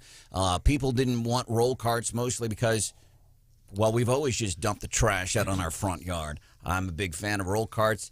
When I first moved here years ago, I thought it was interesting that it's such a big issue, and then it became funny, then it became silly, and now I almost get tired of speaking of it. But in the years that we've been talking about the roll cart issue on Wake Up Columbia here on 93.9 The Eagle, I have never heard the issue of, well, I'm worried squirrels will get into the roll cart. Snakes, squirrels, foxes, it's one thing. I talked to Caleb Branden about this very issue because he tweeted about it right before the Boone County Lincoln Days, and he weighed in. The Senate Majority Leader, not often he weighs in on a local issue, but he made a comment to me that... Let me correct you, Brian. I appreciate that, because you do often, and I appreciate that when you say, let me correct you something on Branden. You said, that's one of the reasons you're here. Absolutely. To correct me. I want to correct you on something you just said. It's not often that the Senate Majority Leader will talk about local issues. Probably even more sporadic that you ever reach out to a Senate Majority Leader to talk about roll call. Correct. Oh, exactly. And the reason, for context, I asked him about it, he had tweeted about it, and Hannah Falcon was with me that day covering it, and I just, again, not often he does, but because he felt passionate about it, but he said to me on the record that night that he doesn't know anyone, he said this, he doesn't know anyone who really likes the current system.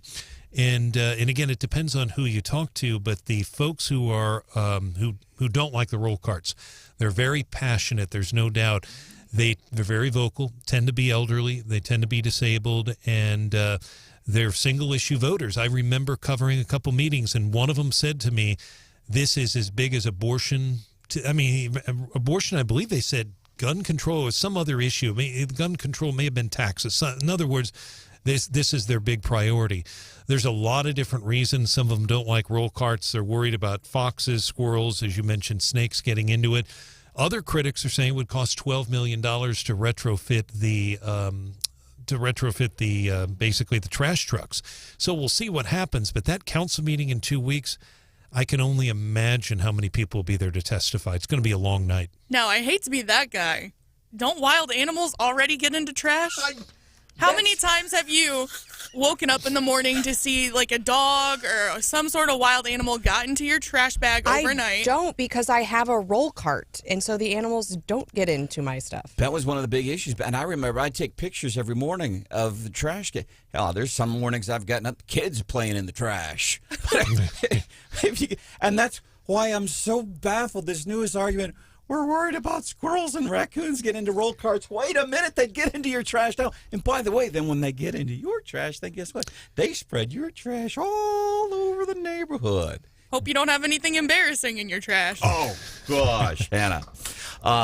So that's one of in 2 weeks from now, that is going to be it'll be, I can only imagine. Depends on how long Barbara Buffalo will let people talk, but I can see that people being lined up out the door because people get so fired up on this issue. Roll cart. I mean, it's just very emotional. Maybe they'll leak. Maybe we'll know, and the decision will be leaked beforehand, which is what we're dealing with in Washington, D.C. this morning. Fox is going to have more on what's happening Supreme Court of the United States following the leak of this potential decision regarding Roe v.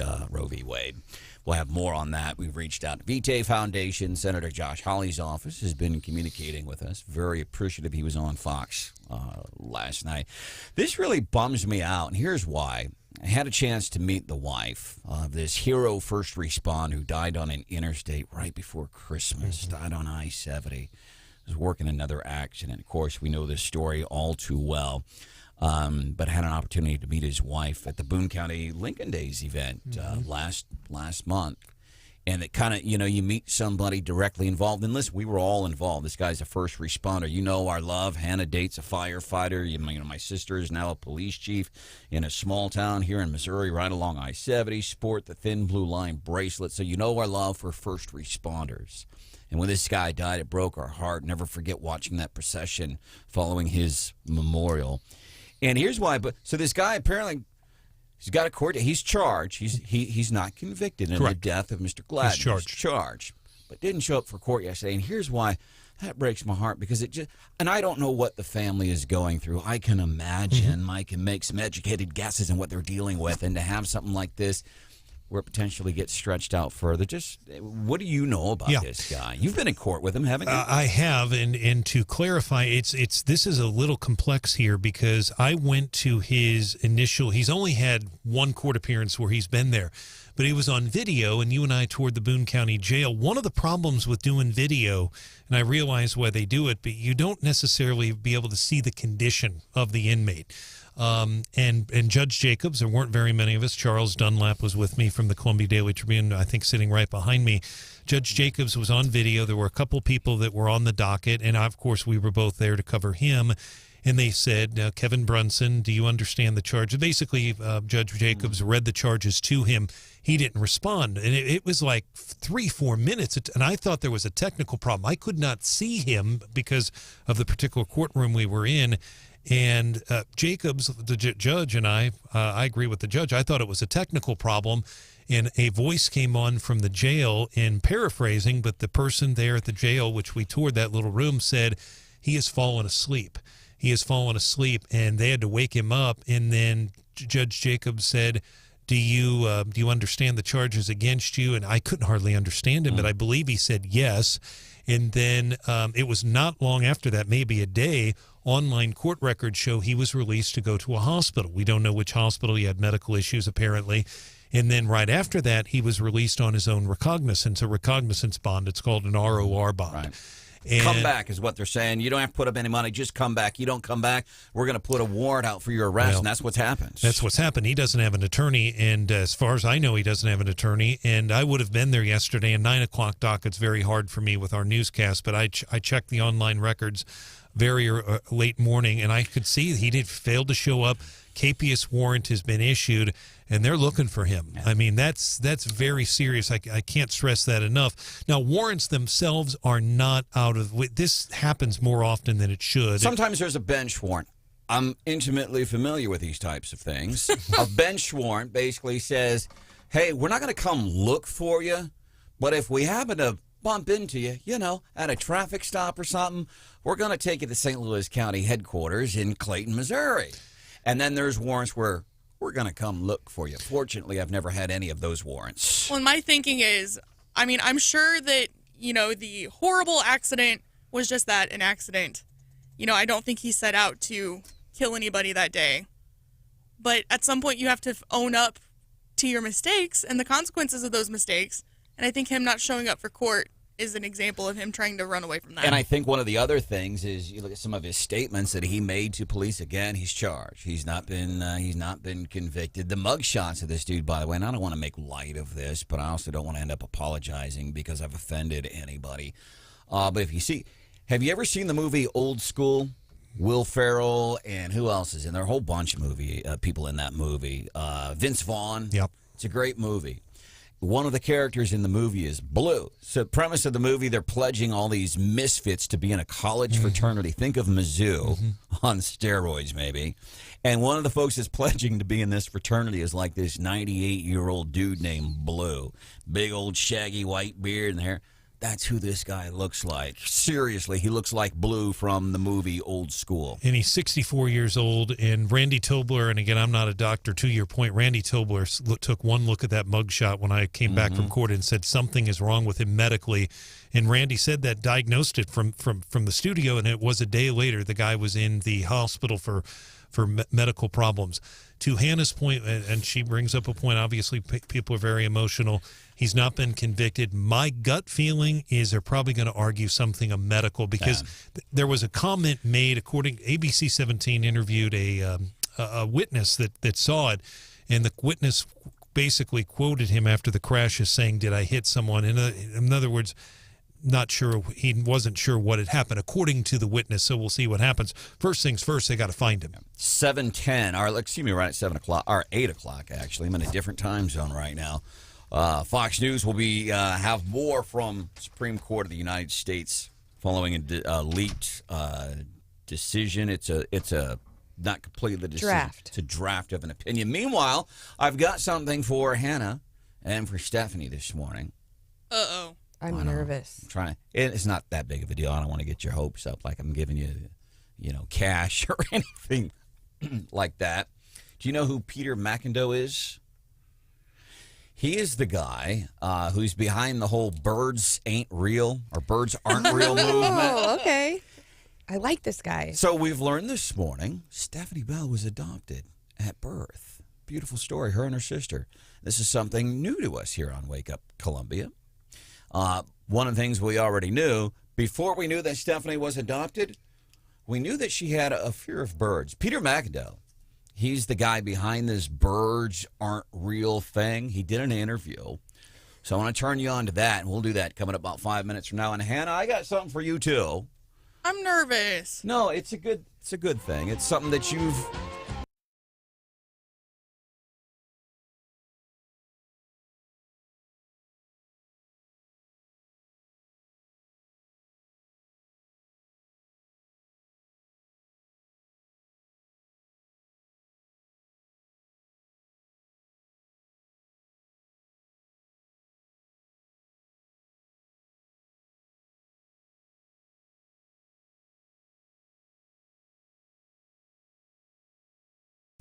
website. One of the things they have right now, I think that you are going to love what they have. By the way, they're changing the way that auctions are done. Online auctioning. Right now, there's a beautiful 3,000 plus square foot home. It's nestled into 5 acres, and it's right up against this little lake for fishing, swimming, and it's got an amazing fireplace, lots of land, all the good stuff, lots of floor to ceiling windows. And if you were to get onto AtterburySells.com, you can see this property right now. And that's the cool thing. You don't have to go and really deal with anybody in person right now. You go to AtterburySells.com and you can check out this property. 3,000 plus square feet. It's got the lake and all kinds of things. Check it out. It's a beautiful place. But that's the beauty of doing these online auctions. You don't have to deal with anybody right now. Check it out, and then you go from there. But first, you start here. AtterburySells.com.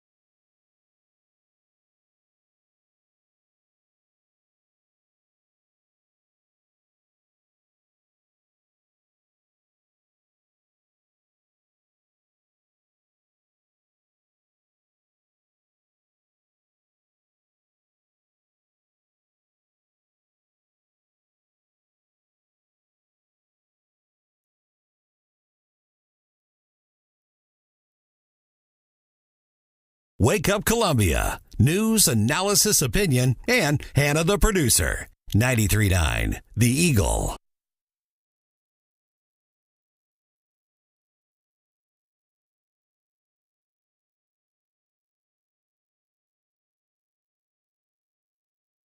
Constitutionalists, conservatives have argued it's bad law, that this is a right not enumerated in the Constitution, and that it actually is the role of the states to make their own laws here, and it wasn't the right of the federal government. Sean Hannity, following the release yesterday of this draft opinion regarding Roe v. Wade. More context for you before you head into work this morning. This was released in Politico, left-leaning political publication. So that tells you a lot right there. And really the bigger story, I think, is, a lot of folks suspected this decision was coming in June or July. The decision has not been released. Somebody, I don't know, misplaced a file or sent the wrong attachment in an email, and they apparently accidentally sent it to a far-left news publication. It's like when you accidentally text the wrong person, right? Oh. Oops. Awkward. Yeah, like when you're trying to text Hannah the bartender at Cheerleaders at 2 in the morning, and you're texting instead Hannah the producer. Yeah. Yikes. Well, you guys were talking about roll carts and trash, but there has been like major breaks before where someone accidentally threw something out in the trash. I don't think that's how this got out. Word on the street is that it was probably a left-leaning clerk, because there's only a small circle of people who would have access, including the justices and their clerks. And so rumor has it that it is unconfirmed, but most likely to be a left-leaning clerk. You know who I think? So you got Kagan, Sotomayor, Breyer. You know who I think it is? I think it was somebody within Justice Roberts' camp. I mean, can you imagine the questioning they're going to get this morning? I'm sure it started last night. Who misplaced that file? Can you imagine a bunch of clerks around there? What happened? I don't know. I mean, I can imagine being completely innocent and just being like, oh my God, like what? Like, just afraid that like somehow they're going to think it was you. Yeah, think it was you, or that you did, like going back through my email, did I, somehow, yeah. I mean, I think for any attorney, the most terrifying thing is, accidentally disclosing something confidential, right? And this is at the tip-top level. And, liberals are losing their minds this morning and last night on social media. And you know what's funny? There's especially one, Jeffrey Toobin, CNN. His reaction, I'm going to do that. We'll do this at 8:10 because, wow, again, it goes back to mindset and stuff like that. All right, I've got something for Hannah and for Stephanie this morning. Hannah has said repeatedly, one of your biggest fears in life? Oh, yeah, needles, hands down. So, two things. Number one, thank God you're not a meth addict, because that would be horrible for a lot of reasons. Yeah. But it's not like you're afraid, like it's a thing for you. Oh, yeah. Like, a couple weeks ago, had an appointment. Didn't know I was going to get blood drawn that day. And I bawled like a baby the whole time they did it. So it's not fear. It creates an entire ordeal for Hannah, the producer. Boone County, somebody's creating, and comfort clinic sounds bad, but they're creating these special places. And I don't know if it's just for the cooties vaccine or what it is, but you go and they're going to cater for people like you that have a genuine, real fear of these things. Like, I think music and kind of a dark room. Not conscious sedation. That would be sweet, though. And I imagine they'll have probably, they'll probably have an NPR radio host there because they're very comforting and boring, and they're trying to relax you into a state of where, if you've ever listened to NPR radio, they kind of talk like this. And I think that's who would be at these comfort clinics whenever you get shots in the arm. See, if it's too dark, though, how are they going to find my vein? See, that's the kind of things Hannah stresses about. And also, are they going to see me when I pass out? Those are the two things I immediately am concerned about. So you're not the only one that has real fears. This is something they're doing in Boone County. And then I have something for you too, Steph. But we're going to have to wait until like 8:10ish because Hannah has talked too much about this topic, and now we are running behind. Are you but for real? I promise it'll be worth your. Well, it has to do. One of the first things. So we've learned something new about Stephanie Bell this morning. We know that she's an incredible attorney, family, super busy, all that good stuff. But one of the new things we learned this morning, she was adopted. Beautiful story.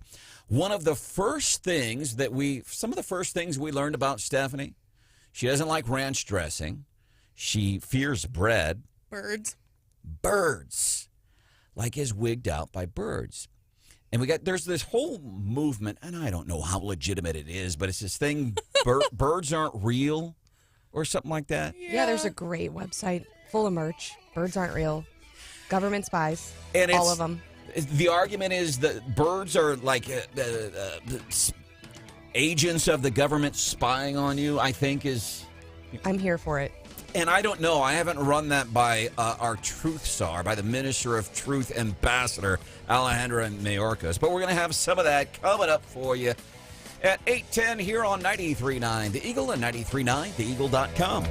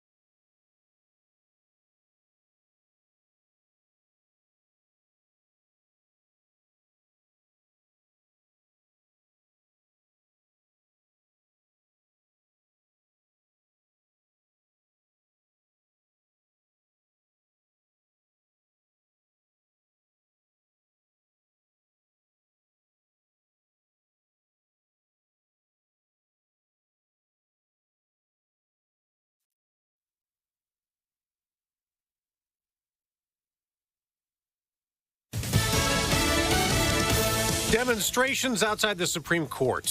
I'm Dave Anthony, Fox News. We say pro-choice. They're out protesting a decision it appears the justices are ready to make to undo the Roe v. Wade decision that legalized abortion.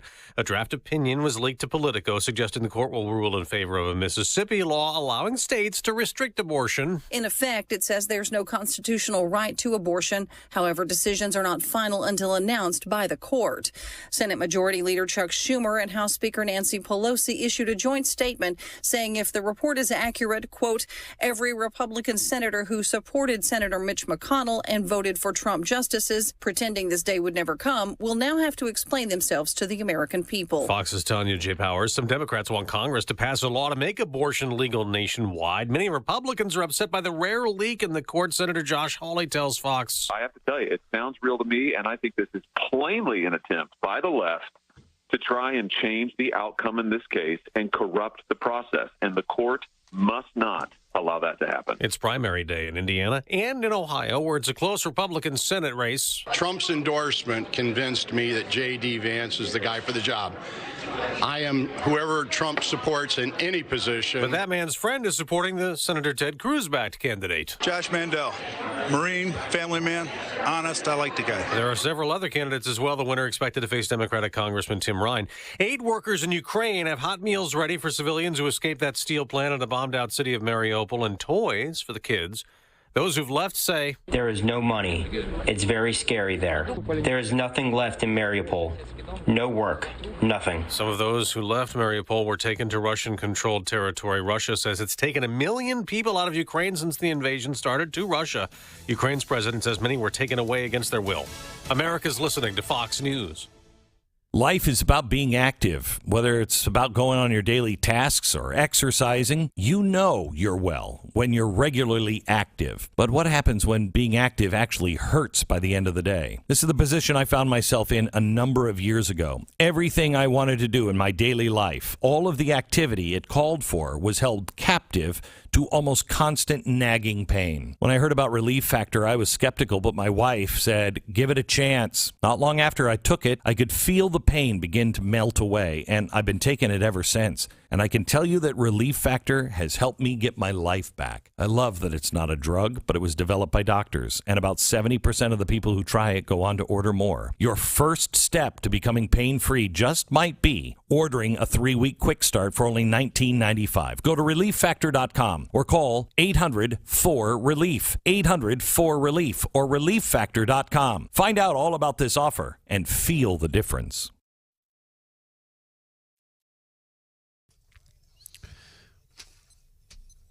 .939 The Eagle News Time with Robinson's Cleaners. Robinson saves you time. It is 8:03. We do have partly cloudy skies right now in Columbia. We're at 55 degrees. Our high today will be around 57. Trying to dry out right now. We certainly need it. And we'll have some dry time today. Most of that rain is clearing out, at least for today. Cloudy tonight. Low near 47. Rain returns on tomorrow and Thursday as well. Good morning, everyone. Here's some of the stories we are working on for you in this 8 o'clock hour. A convicted murderer who admits killing an elderly couple in their eastern Missouri home will be executed tonight, 26 years after the double homicide. Governor Mike Parson rejecting a clemency request from Carmen Deck. The governor notes James and Zelma Long were shot to death in their own bed, execution style, in 1996. They were shot in the back of the head, face down in the bed. The governor says Deck has admitted to the murders in written, verbal, and recorded statements to law enforcement, and the U.S. Supreme Court has declined to intervene. There's only one option left right now for Deck, and that would be a federal judge. If a federal judge steps in, that would be the only thing would block it, but the Supreme Court would likely step in at that point. We'll see what happens today. The group Missourians for Alternatives to the Death Penalty says Deck has been incarcerated for 2 decades. They say executing him will not undo the harm that he caused many years ago, 1996. Meantime, a warrant has been issued for the arrest of a truck driver who's charged with manslaughter for the December I-70 death of a Boone County assistant fire chief. ABC 17's Lucas Geisler was in the courtroom when Kevin Brunson failed to show up for his Monday hearing. Kevin Brunson was set to appear in Boone County Court today after he was charged with 1 count of involuntary manslaughter. Brunson is charged in the death of Boone County Fire Assistant Chief Bryant Gladney, who was killed in December. Lucas Geisler there reporting from the Boone County Courthouse. The 64-year-old Brunson was released from the Boone County Jail in late March on his own recognizance. We call that an ROR bond, own recognizance bond, after posting the bond. Again, they are looking for him as we speak. Columbia City Council has approved a bill. It's aimed at hiring bus drivers specifically for paratransit service. It's also aimed at alleviating Columbia's bus driver shortage, a problem that we have outlined many times here on 93.9 The Eagle. The city continues to see a growing need for paratransit service, but the city is now down 11 full-time and 7 part-time drivers. That's 40% of their operator staff. The city gets 200 paratransit ride requests each day to go to medical, employment, and shopping destinations. The new Mosher's grocery store will be opening tomorrow here in Columbia. It's off of Scott Boulevard. It's another key development in that fast-growing area. This one will open on Faroe Drive. They'll be at 6 o'clock tomorrow morning. That Mosher's will include a full-service deli and something no other Mosher's has here in mid-Missouri, a Hangar 54 pizza. They'll also have a Champ's Chicken drive-thru. There is growth happening nearby. Flats at Westbury is building a large apartment complex near the grocery store. Rent for those apartments runs anywhere from $1,000 to $2,000 per month. There's also a new club car wash, a coffee shop, and a Wendy's nearby, and more developments going up as well. Arena Liquor has also built a new store at that location. That's called the Westbury Heights location on Faroe Drive. Columbia Parks officials and the council are having discussions about hosting Fire in the Sky at Stevens Lake Park on July the 4th. Acting Parks Director Gabe Huffington says Stevens Lake Park has plenty of space to shoot the fireworks high into the air and do it safely. Our fire department, also a police department, have experienced events there in the past, recommended that location to us. And so we will continue on that planning process for the next couple of months leading to the 4th of July. You can hear Fred Perry's full interview with Mr. Huffington on our website. It's 939theeagle.com. Our news is brought to you in this 8 o'clock hour by Missouri Tourism. Visit Missouri and discover the possibilities at visitmo.com. 93.9 The Eagle News Time is 8:07.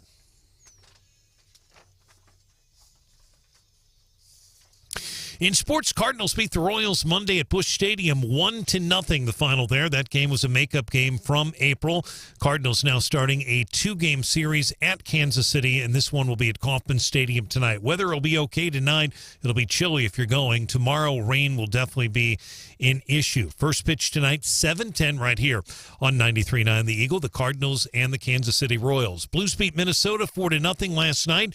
Game 1 of the Western Conference first round in St. Paul. Game 2 is tomorrow. Again, the Blues up 1-0. And sports is brought to you this hour by Club Car Wash, clubcarwash.com. Find a location near you. 93.9 The Eagle News Time is 8:08.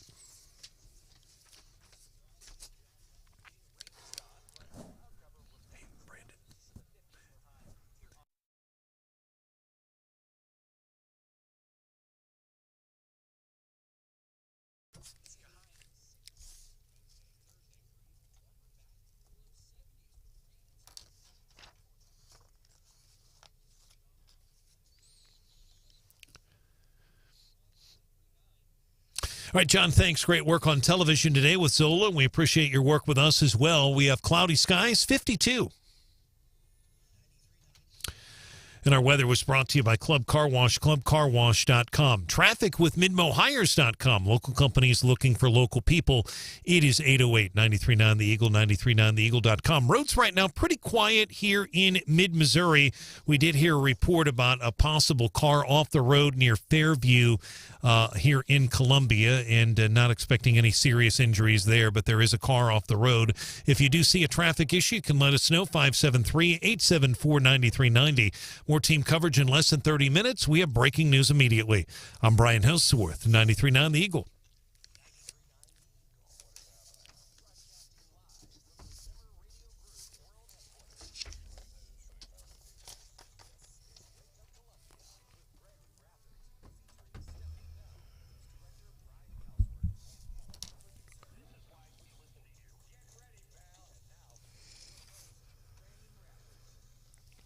I have to tell you, it sounds real to me, and I think this is plainly an attempt by the left to try and change the outcome in this case and corrupt the process, and the court must not allow that to happen. One of your U.S. senators, Josh Hawley, reacting to this leak from the Supreme Court of the United States regarding this forthcoming potential decision from the Supreme Court of the United States. Incidentally, your other U.S. Senator, Senator Roy Blunt, is going to be on the show tomorrow morning here, 7:45 on Wake Up Columbia. And we have been having some fruitful discussions with Senator Hawley's office this morning regarding him potentially coming on this morning to talk about this. I think pretty obvious. Somebody's in big trouble in the Supreme Court. A clerk, somebody like that.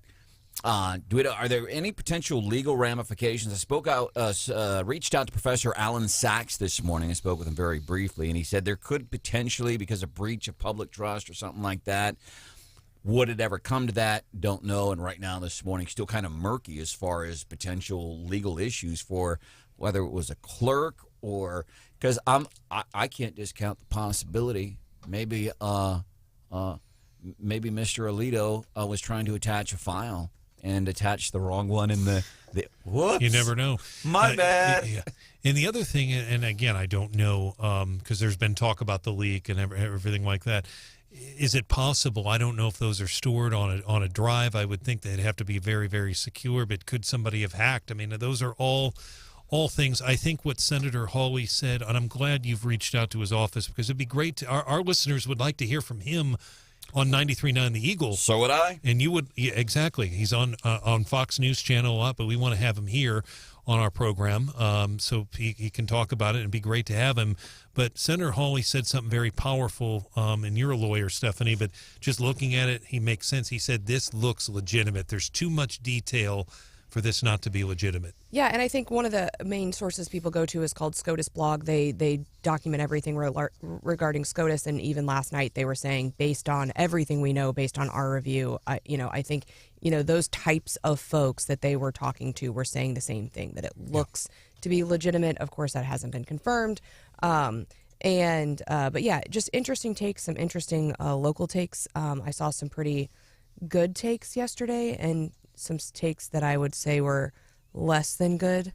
I think earlier I said stupid takes. But actually, my Facebook feed started blowing up before I even saw the news. And all I saw from some of my liberal follows and friends was pack the court, pack the court, pack the court. And I'm thinking, what on earth is this about? And then I had to go to the news and see, oh my goodness, this is leaked. And so, liberals' hair is on fire. They want to pack the court, and Bernie Sanders is calling for the feds to pass a law, on abortion, allowing abortion, and they're just totally freaking out. The better take I saw was elections have consequences. Yep, and keep this in mind: some states holding primaries today in very important races. Now, I don't know if that's going to affect how anybody's going to be voting in some of those primaries. I think Indiana, Ohio, Pennsylvania, Ohio for sure. But states are, and that's really the outcome of, if this decision holds, that's what we need to remember, is that states are very important. And those elections happening today are very important. And so this doesn't, overturning Roe v. Wade does not ban abortion. What it does is it leaves it up to the states. And for instance, so let's back up a little bit. Many states have implemented what we know is called trigger laws, and they were written in a way knowing that this decision could be coming, that then if Roe is overturned, then their restrictions on abortion kind of ratchet up or trigger. And Missouri has one of those. Missouri passed a law in 2019 that basically would make it a felony for abortion, except in certain limited circumstances if Roe was struck down. And so I think, what is it, Branden, 13 states have trigger laws, but basically it looks like maybe about half the states are likely to ban abortion should Roe be overturned. But again, those types of policy decisions are determined by your state legislature, and that would be allowable if Roe is overturned. And so, again, elections have consequences. I like the take from MSNBC, he said facetiously. Overturning Roe v. Wade is the GOP's first step. The next one may be even more dangerous. What's the next step? I'm so intrigued. So intrigued. Welcome into the show. Glad you could be here. I'm Branden Rathert, Stephanie Bell, Brian Hauswirth. Hannah, the producer, is here. Brian, are you familiar with the organization Birds Aren't Real? I'm not. I've not heard of that group. Stephanie has. Okay. Stephanie's afraid of birds. You know who first turned me on to it? Who? Shags. Wow. Our friend over at KCMQ. Apparently, he's a big fan. So this guy, his name is Peter McIndoe. He's the guy behind Birds Aren't Real. The argument of Birds Aren't Real is that birds are, like government-controlled drones, and they're out to get you. They're spying on every move you do. It's so ridiculous. 60 Minutes reached out to this guy, said, hey, you want to talk to us? And he said, sure. What bird is most suspicious to you? Really, every bird. How do you feel about seagulls? I don't trust them. I'll tell you that. Have you ever been to the beach and you got some food left over and a seagull comes over and tries to get it? That's not because it's hungry. The mainstream media wants to sell us this lie that, birds are hungry. When in fact, the seagulls are taking your food to bring it back to the Pentagon for DNA harvesting and testing. How do you feel about 60 Minutes? I'm surprised you've decided to sit here with us. I'm not going to go on news shows, but shows about clocks and time, I'm okay with sharing my information with, and I understand this isn't anything like the media, so. Is that a burn? A little bit? Well, dudes, I'm going to be a buzzkill here because that's beautiful. And by the way, I bought this hook, line, and sinker, but this is one of our little gifts for Stephanie Bell this morning. I'm like, my gosh, this guy reminds me several years ago. I still pay for this. We had some dude on at some dude who's a flat earther. He thinks the earth is flat. And I brought him on, and apparently I didn't do a good enough of a job beforehand saying, hey, just so you know, I don't think for a second that the earth is flat.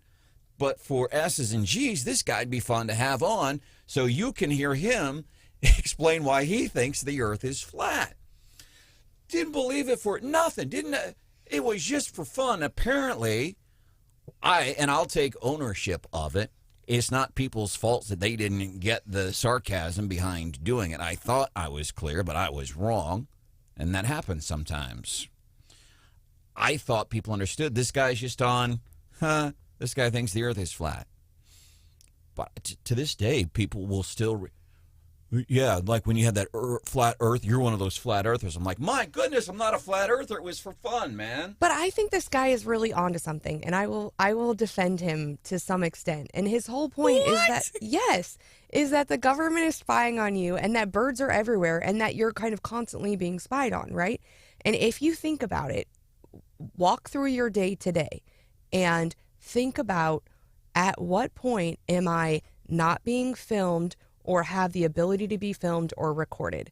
Look around, and how many phones are near you, how many Ring doorbells are near you, how many security cameras are pointed at you. Think about how many people have been caught on a hot mic, a hot Ring doorbell, whatever, on the Alexa in the last 3 years. I mean, I don't, they're everywhere. They are. You've always got your phone. You've got your, where's my Apple Watch? It must be still at home. You have you usually have your watch. But you think about it, and people think that they are constantly, they have privacy. And I have to think about it a lot because I'm a lawyer and I have confidences that I have to hold, right? And so I have to be very aware of my surroundings. But think about, if you imagine every little thing with a microphone or a camera was a bird and they were always around you, which is his point, you're being spied on, and now I'm supposed to go, I went to Disney. I had to put my fingerprint on the thing, biometrics, just to get in. And then when they thought it wasn't me, they checked it against a picture that they had taken of me at a different park to make sure that my face matched my biometrics. And now when I go to the airport, they want me to do that clear thing. It's the biometric, and I think it scans, I haven't done it yet, but I think it scans your eyeballs and your fingers and everything else. And so, the guy has a point. We're moving to a society where the government is constantly spying on you and knows everything about you. And I think we need to accept that fact. People are just signing up for these clear things and the Ring doorbells, and Well, I think the best part about the birds aren't real movement is that nobody actually believes it. It's a big troll. Like, the whole thing is a parody of other conspiracy theories. Thanks for having me on your clock show. With that, he finally broke character, and we met the real Peter McIndoe. You're the person that I've been hearing about but haven't seen. Okay, great. Well, it's wonderful to meet you. Yeah, nice. So, the whole thing. Thanks for having me on your clock show. I think the founder will admit this. The whole birds aren't real movement is a parody, and it's making fun of other conspiracy theorists. It's mocking it. Are you saying parody or parrot-y? I'll give you some points there. I thought Hannah was going somewhere with that. No, that was Stephanie Bell. I love this off the text from Brenda, 874-9390, because I remember the first time I ever saw this, man, and she's onto something here. Look at the cell phone tower south of town that's trying to be hit by wrapping ivy around it. They're hiding things everywhere. You never know. And there's another one, I think, is it Stadium. Let's see, if you're headed, like you're 63 northbound, you turn left on Stadium, so you're going west on Stadium, and up on one of those cliffs, I believe, there's a cell phone tower that they're like, hey, let's make it taller than every other tree around here, and let's make it a different type of tree than any, and nobody will ever know Maybe on to something there. Coming up, we're going to be doing the Morning Bell here on 93.9 The Eagle. Boy. And 93.9 TheEagle.com. What do you have? By the way, this is going to be business news with that little twist that only Stephanie Bell can give you. What do you got for us? Let's talk more about Elon. Elon. Again. It's the Daily Elon.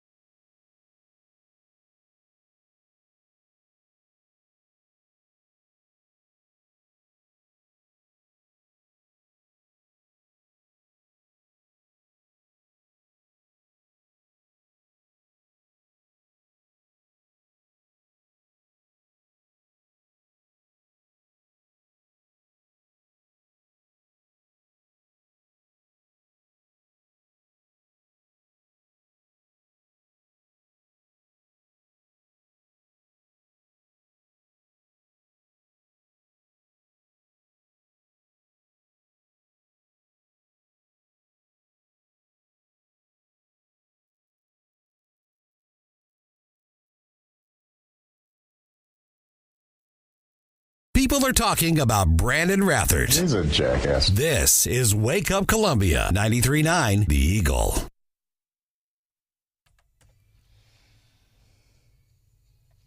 $64 million impressions or hits or viewers or whatever. I liked Fox's Steve Ducey. The only reason I like that is because I can relate. 64 million impressions or hits or viewers or whatever. Hannah, does that guy sound familiar to you? Is what he's talking about the Piers Morgan Donald Trump interview. Remember last week, spent a lot of time. Piers Morgan, if he faulted this, we played his promo here. We knew it because we get how this works. But he completely, in the 30-second promo to promote this interview that he had with Donald Trump, he made it look like the whole thing was contentious and Trump got up. And it wasn't like that, but it was fun. 65 million thingies that got. So pretty huge. Trump still sells. He's endorsed some people that are important primary races in other parts of the country today. So that's where it counts. Be interesting to have those results for you tomorrow here on 93.9 The Eagle. Reggie, birds aren't real. 30 seconds before we get into the morning bell here with Stephanie Bell. What do you got for us, buddy? Okay, I was just wondering, has this guy wrote a book? The guy that you're referring to, Birds Aren't Real, Peter McIndoe. I don't know if he's written a book or not. Okay, well, I thought if he did, it would be a parody. Points. Reggie gets points. We love you, brother, man. Thanks for being a part of Wake Up Columbia on 93.9 The Eagle. That's why we love the Wake Up Columbia family.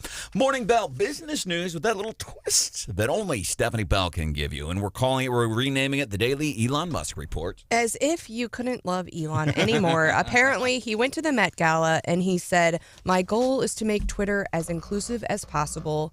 It did come out that he is not going to be testifying in that Johnny Depp trial, which it's kind of been, he was listed as a witness, so he also commented on that, which made the news. But as if we couldn't love him anymore, do you know who he took to the Met Gala with him? It was some old chick. I saw the picture, but I didn't. Wow. Sorry. A lovely woman, actually. He took his mom. How sweet is that? So that is so sweet. He also said about Twitter... What? Now I feel really bad.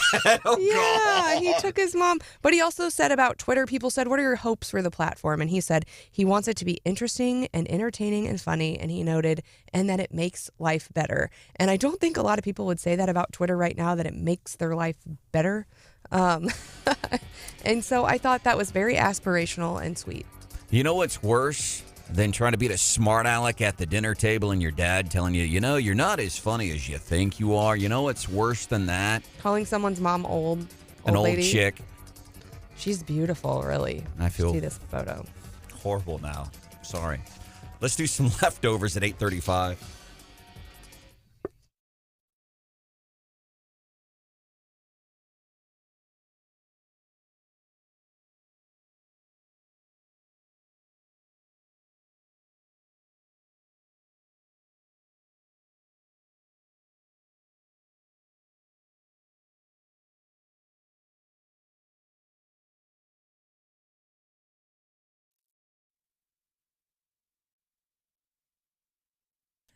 That check of weather brought to you by Club Car Wash. See more details at clubcarwash.com and find the nearest location to you. Fox News, I'm Chris Foster. The Supreme Court is ending federal abortion rights, leaving it up to the states, according to a leaked majority opinion published by Politico. Fox's Tanya J. Powers. It was labeled as a first draft of the opinion of the court in a case that challenges Mississippi's ban on abortion after 15 weeks and is an extremely rare breach of the court's usually secretive deliberation process. Politico reports the vote was 5-4. The decision is expected to be announced next month. Polls are open for primaries in Indiana and Ohio. Ohio's Republican Senate primary will test the power of former President Trump's endorsement. He has backed author and venture capitalist J.D. Vance in a crowded Republican field. The winner of the Republican primary is likely to face Democrat Congressman Tim Ryan in a general election to replace Ohio Republican Senator Rob Portman, who is not running for re-election. Fox's Jared Halper next Tuesday, primaries in Nebraska and West Virginia. America's listening to Fox News. And now award-winning local news coverage with Brian Hauswirth on 93.9 The Eagle. 93.9 The Eagle News Time with Robinson's Cleaners. Robinson saves you time. It is 8:31. We do have partly cloudy skies right now in Columbia, trying to dry out. We had light rain early this morning. Overnight, some heavy rain. Cloudy today. Our high only around 57 degrees. Not going to see any sun today, and then rain in the forecast tomorrow and Thursday. Good morning, everyone. Here's some of the stories that we are working on for you at this hour. A capious warrant has been issued for a truck driver charged in the deadly December I-70 crash that killed the longtime Boone County Fire Assistant Chief Bryant Gladney. 64-year-old Kevin Brunson failed to appear in court for his Monday hearing. Judge Crane issuing that warrant. New Mosier's grocery store that opens tomorrow morning at 6 near West Columbia Scott Boulevard. Another key development in the fast-growing area. We have a lot more on this grocery store, the 30,000 square foot facility. On our website, it's 939theeagle.com. It will have a drive-through for Cham's Chicken. It will also have a Hangar 54 pizza. There's also a major apartment complex being built right across the road. Columbia City Council approves a bill that's aimed at addressing Columbia's bus driver shortage. The bus drivers right now in Columbia are working 12 hours of mandatory overtime per week since August. No relief has been in sight. They're down 11 full-time, 7 part-time drivers.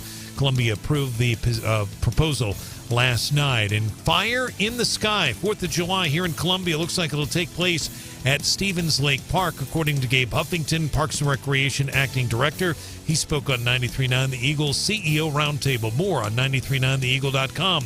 News is brought to you this hour by Hemi Construction of Columbia. 93.9 The Eagle News Time is 8:33.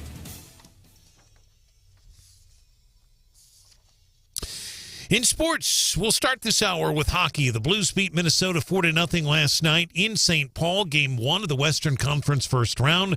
Blues up again 1-0. David Perron with a hat trick in the game. Very impressive, and they'll be on the ice again tomorrow, so they're off today back in St. Paul. XL Energy Arena is the name of the arena up there in St. Paul, and Game 2 again is tomorrow. In baseball, Cardinals beat the Royals Monday afternoon at Busch Stadium 1-0. Steven Matz beating Zach Greinke in a thriller. Goldschmidt hit a home run. The Cardinals at Kauffman Stadium in Kansas City tonight. They'll be there tonight, tomorrow night as well. First pitch tonight, 7:10 here on 93.9. The Eagle, Dakota Hudson, and Keller are the two pitchers tonight. Sports is brought to you this hour by Huber and Associates. Our news time is 8:34.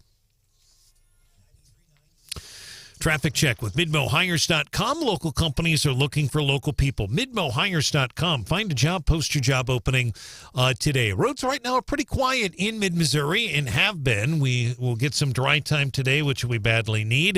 The problem is we're going to get more rain tomorrow and Thursday as well, maybe even into Friday morning. No major traffic problems to report right now. More team coverage in less than 30 minutes and breaking news immediately. I'm Brian Hauswirth, 93.9 The Eagle.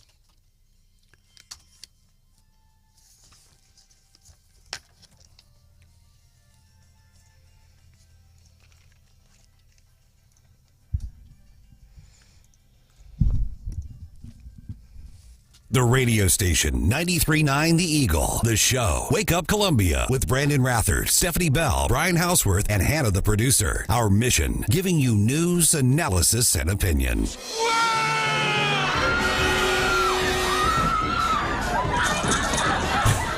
Never gets old. Scene, Christmas Vacation, squirrel! That was a great movie. And it's always good. I've seen that movie, I don't know how many times. See it probably twice every year. It never gets old. But I had to laugh because this is an argument I've not heard, and it's something very passionate to folks that live here in mid-Missouri. The whole roll cart thing been going on for years, and now this is an argument. I have not heard this from folks that are against roll carts. They're worried that animals will get into the roll carts. And snakes, too. But don't they already get into trash? Well, and I think, and again, they do. It certainly, I think what they're arguing, and it's primarily elderly people, and they say that disabled as well. There were a group of residents that dropped off a packet for me yesterday when I was out in the field, and I've gone through it.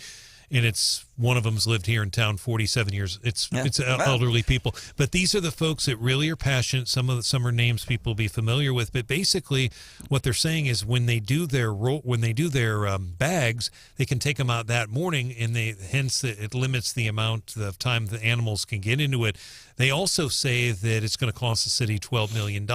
I expect what they're basically doing in this packet that they dropped off to me it's outlining the arguments that they'll make before the council. But I have actually heard this about raccoons and stuff before, but not as much. It's primarily been a cost issue. I think maybe people are real. And by the way, that cost, that $12 million, and I don't want to get into a discussion of roll carts. I really don't. I just thought it was because we've been talking about it for coming up on 10, 15. Oh, yeah. Ever since Carl Scala was kind enough to remind us, and I've been here this whole time that we haven't been able to solve this issue. Pickleball. He's reminded us as long as he's been in the council, this has been a problem that he's not been able to solve. Interesting, by the way, that race, that third ward special election race happening in August between him and Roy Lovelady. I think fascinating on a local level. Welcome into the show. Wake Up Columbia. Brian Hauswirth, Stephanie Bell. That is Hannah, the producer. So what I find fascinating about that is Hannah wisely points out, but the animals get into the trash. That's why one of the numerous reasons why we wanted to get away from that in the first place, and that $12 million eventually would be offset in the savings realized in fewer injuries for one. So anyhow, let's move forward. Let's talk about something else this morning here on the show. Here's a big old serving of leftovers on 93.9 The Eagle. Enjoy. All right, some things we have not, and it's only 8:38, by the way. Obviously, we've been busy with this news coming out of Washington, D.C., peeking in at the Supreme Court of the United States right now, and folks gathering on both sides of this. Has anybody protesting like, hey, who the hell leaked this thing anyway? Who within the Supreme Court of the United States law clerk? Or was it Sotomayor? Actually, there's a Congressman Billy Long of Springfield. If you guys pull up his tweet last night, he ends it by saying someone needs to go. Basically, what he said it was a leak. Someone needs to go. Now he weighed in on some of the history there, but he's suggesting it came from somebody on the inside. But he said someone needs to go. I take it that he's saying someone needs to be fired, is how I took that tweet. 874-9390. Darren says, I think one of the justices wanted it leaked, too. But is anybody out there like, who leaked this thing? Who's the leaker? And here's the other thing, Brandon. That doesn't sound right, does it? Sorry. For Politico, and we've talked a lot about the leak and the politics, I don't know the inside going on at Politico, but I have to think they had to consult their legal team, and those attorneys had to really look at that before they decided to publish it to make sure, A, it was authentic, but they must have been confident wherever they got it from that it was authentic for them to publish it. But it's something I've never seen anything quite like it before. But Josh Hawley's, the senator, seems to think it is legit. As a matter of fact, we've been in touch with his folks this morning, working on getting our Senator Hawley on the show, which would be really nice. So some of the things in leftovers this morning. So my point being, nobody is in that I have seen at least right now. Stephanie's been following SCOTUS blog. But we haven't seen anybody right now in Washington, D.C. going, who leaked this? Back to roll carts real quick here in leftovers. Roll carts. John reminds us, man, roll carts ain't never hurt anybody unless you're Gary Nolan. Remember Gary Nolan hosts the Gary Nolan Show. I can't remember how long ago it was. It may have been early this year, but he has widely shared very openly the story. He was pulling out a roll cart and fell on it and busted up his back or something. He's going to be here at 9 o'clock this morning on 93.9. The Eagle. Also in leftovers last night, City Council in Columbia pushing for engagement in the ARPA process. And listen, I don't want to sound like a cranky old dude, but seriously, no matter where you live, because communities all across America are doing this, ARPA money. This has to do with COVID. We're just going to give you a bunch of money to recover from COVID. Well, COVID didn't do anything to us. It was government entities, including our local government officials in Columbia, that screwed businesses. It wasn't COVID that did that. It was local government entities taking away your right to choose that throttled these businesses. But now, so they want to take this money that we're supposed to get because government screwed people and businesses and give, well, we need to give it to these people. Well, how were they affected? Well, because the color of their skin. But how were they directly affected more so than anybody else? So that bothers me. And incidentally, Boone County has an indicators dashboard, and it's talking about data equity and equity analysis. And again, it's a discussion for another day when it comes to equity or equality. And it has nothing to do, and the problem with a lot of these people, it has nothing to do with effort. You just, it's socialism. Just make it all equal, hand it out. But I want to highlight a story for you. Several years ago, when the annual traffic stop report comes out, which those are also BS, people say, well, these people blacks are pulled over at a higher rate. And nobody would ask the simple question, well, maybe there's a reason for that. Listen, these people aren't pulled over because they are black. There's not a cop, I promise you. There's some in America. I'm not completely discounting it. But our law enforcement around here is not going, hey, I'm going to pull that guy over because he's black. More often than not, if you're in your car right now and you're looking at the car in front of you, can you tell the race or gender of the person in front of you? I'll bet you a week's worth of Hannah, the producer's salary, you can't. But I was at this thing, and they had a press conference because it says the same thing every year, and all these people, they get upset over BS. I love these people get upset. It ruins their day over something that, because they refuse to be honest about why it's happening. But anyhow, and I'm with a bunch of journalists, local journalists. I'm a recovering journalist. I'm not a journalist anymore. I'm just a blue-collar dude, man. But I went to this thing. And all these TV people from our local TV stations and the 2 local newspapers, and maybe somebody even from the Missouri Independent was there. And they're asked, so what are we going to do to stop, these the discrepancies, and blacks are pulled over more, and what are we going to do? And all these journalists were all excited about this. Well, I had actually looked at the report, which I don't think every journalist in that room that day did. And I asked this question, and I'm not saying this to brag because I don't really care, but my point in this story is to highlight the stupidity and the lack of attention to detail and the lack of attention to real facts, even in local news outlets, okay? I asked the question, all these people breathlessly asking, the blacks get pulled over, how are we going to fix this? And I asked the chief, and I believe it was Chief Jeff Jones at the time. I believe he was the chief then. And I said, Chief Jeff Jones? I said, and by the way, everybody was shocked. Who's this jackass morning show host on the Eagle asking a question with all of us journalists and our notepads and our cameras? And I said, Chief, I said, how are we going to address the discrepancy in the number of males and females pulled over? The room went silent because they were dumbfounded. People the point being, the people were focusing, oh, it's race. This will sell newspapers. This will do this. Well, how come you're not focusing on the discrepancy? Why are more men pulled over than women? Hannah, you have any guesses?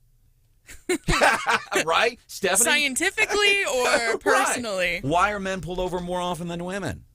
Because you got a lead foot and you can't follow the rules. There's a reason. Use your blinker. There is a reason. See? There is a reason that men were pulled over more than women. But it wasn't an issue for these journalists. They want to focus on the thing, and these are local folks. They want to focus on the thing that will get folks excited because, oh, it's cool to be woke or whatever. What else? Anybody else got anything else for leftovers? Apparently there was an earthquake in St. Louis on Friday. Yeah, I heard several people. I had a friend, and she was on her way to Nashville, and she said there was an earthquake today. And I heard from several people, but and it was, by the way, Southeast Missouri especially, earthquakes all the time, but not big enough to register. Yeah, and this one, apparently, not only did it shake people's homes, but there was like a big loud noise that I don't know that they've still figured out what caused the big boom noise. So, I mean, if you live there... Earthquakes freak me out. I mean, I've seen them on TV. I saw this one crazy video of people like in court and they were like under the table just because you literally, it's like tornado. You have no control. You don't know how long it's going to last. Like it is quite scary. And an earthquake, you can't really escape that. Like a tornado, you can hide in a ditch. You can hide in the basement, in a room. Flood, you can leave a flooded area. You can't really escape an earthquake.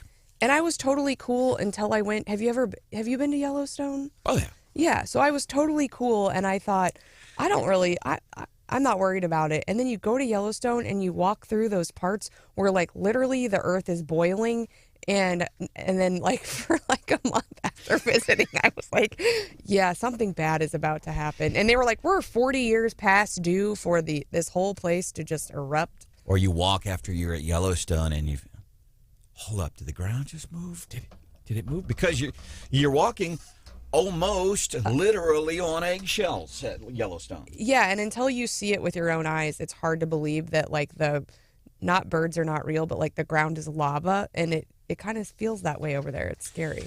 There is some video. I'll also include this in leftovers.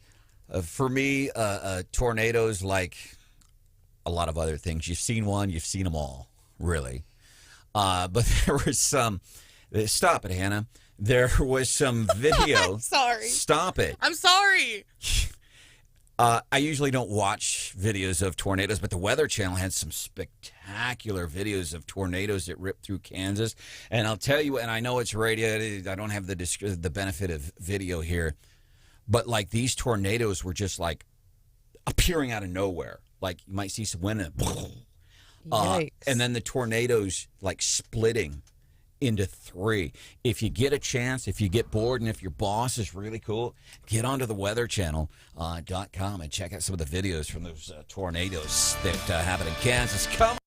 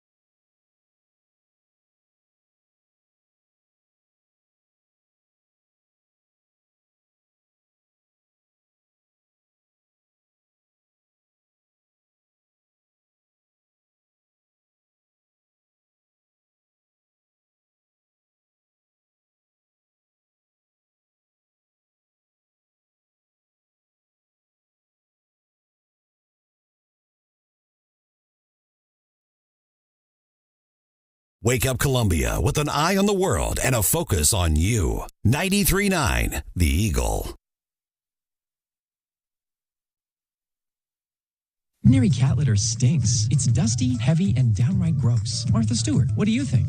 Well, my cats use Pretty Litter. It's the only Martha-approved cat litter because it traps odors, it's lightweight, and Pretty Litter changes color to indicate potential illness, helping me keep tabs on my cat's health. I don't know why, but I get a kick out of those commercials, Martha Stewart. It's the only Martha-approved kitty litter. So here's the thing. You get this kitty litter, and then the cat does the thing, and then it changes colors, and it can apparently give you some guidance as to the health of your cat. Great idea. Can't we do this for humans, too?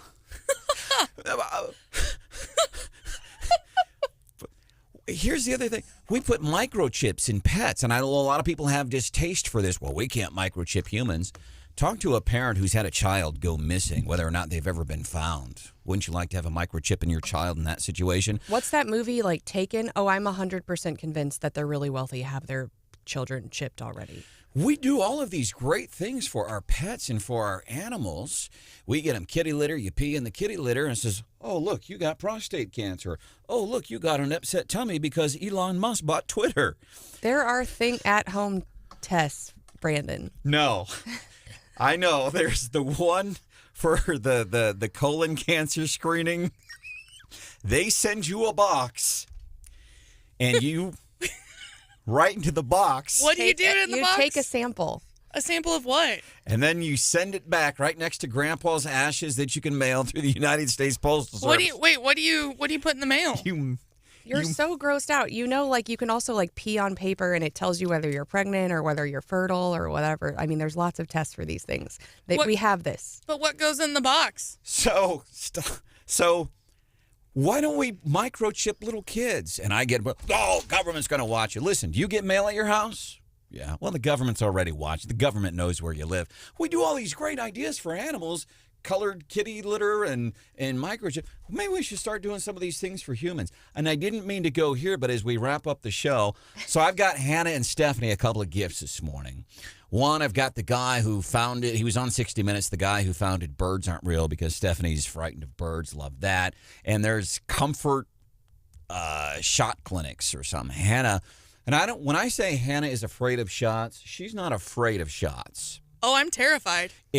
She will cry and sob, and it affects her I have a panic emotionally. attack. So I thought you guys, and I'll leave it at this. And this is somebody I've actually heard of, Lydia Ko. She's a golfer, LPGA. She wins a round or something, and a reporter is talking to her following the round of golf. You guys ready for this, Hannah? This is for you. I'm ready. Stephanie, this is for you also. You asked for Chris Wicker to come out and give you a little physical therapy as well. Is that a concern moving forward? I hope not. It's that time of the month. I know the ladies watching are probably like, yeah, I got you. So when that happens, my back gets really tight and I'm all twisted. And there's more. And the best part is not even that she's being open about this. Hey, yeah, it was a real issue for me. The best part is coming up about 10 seconds from now. It's not the first time that Chris has seen me twisted, but it felt a lot better after he came. So, yeah, there you go. Thanks. I know you're lost for words, Jerry. Honesty it is. You could hear the reporter like, Dang it. Oh, man. There's so many things I could say right now. I cannot wait to hear Gary Nolan's take on what happened with SCOTUS overnight. He has that for you. Senator Roy Blunt, one of the folks on the show tomorrow here on Wake Up Columbia. See ya. Bye.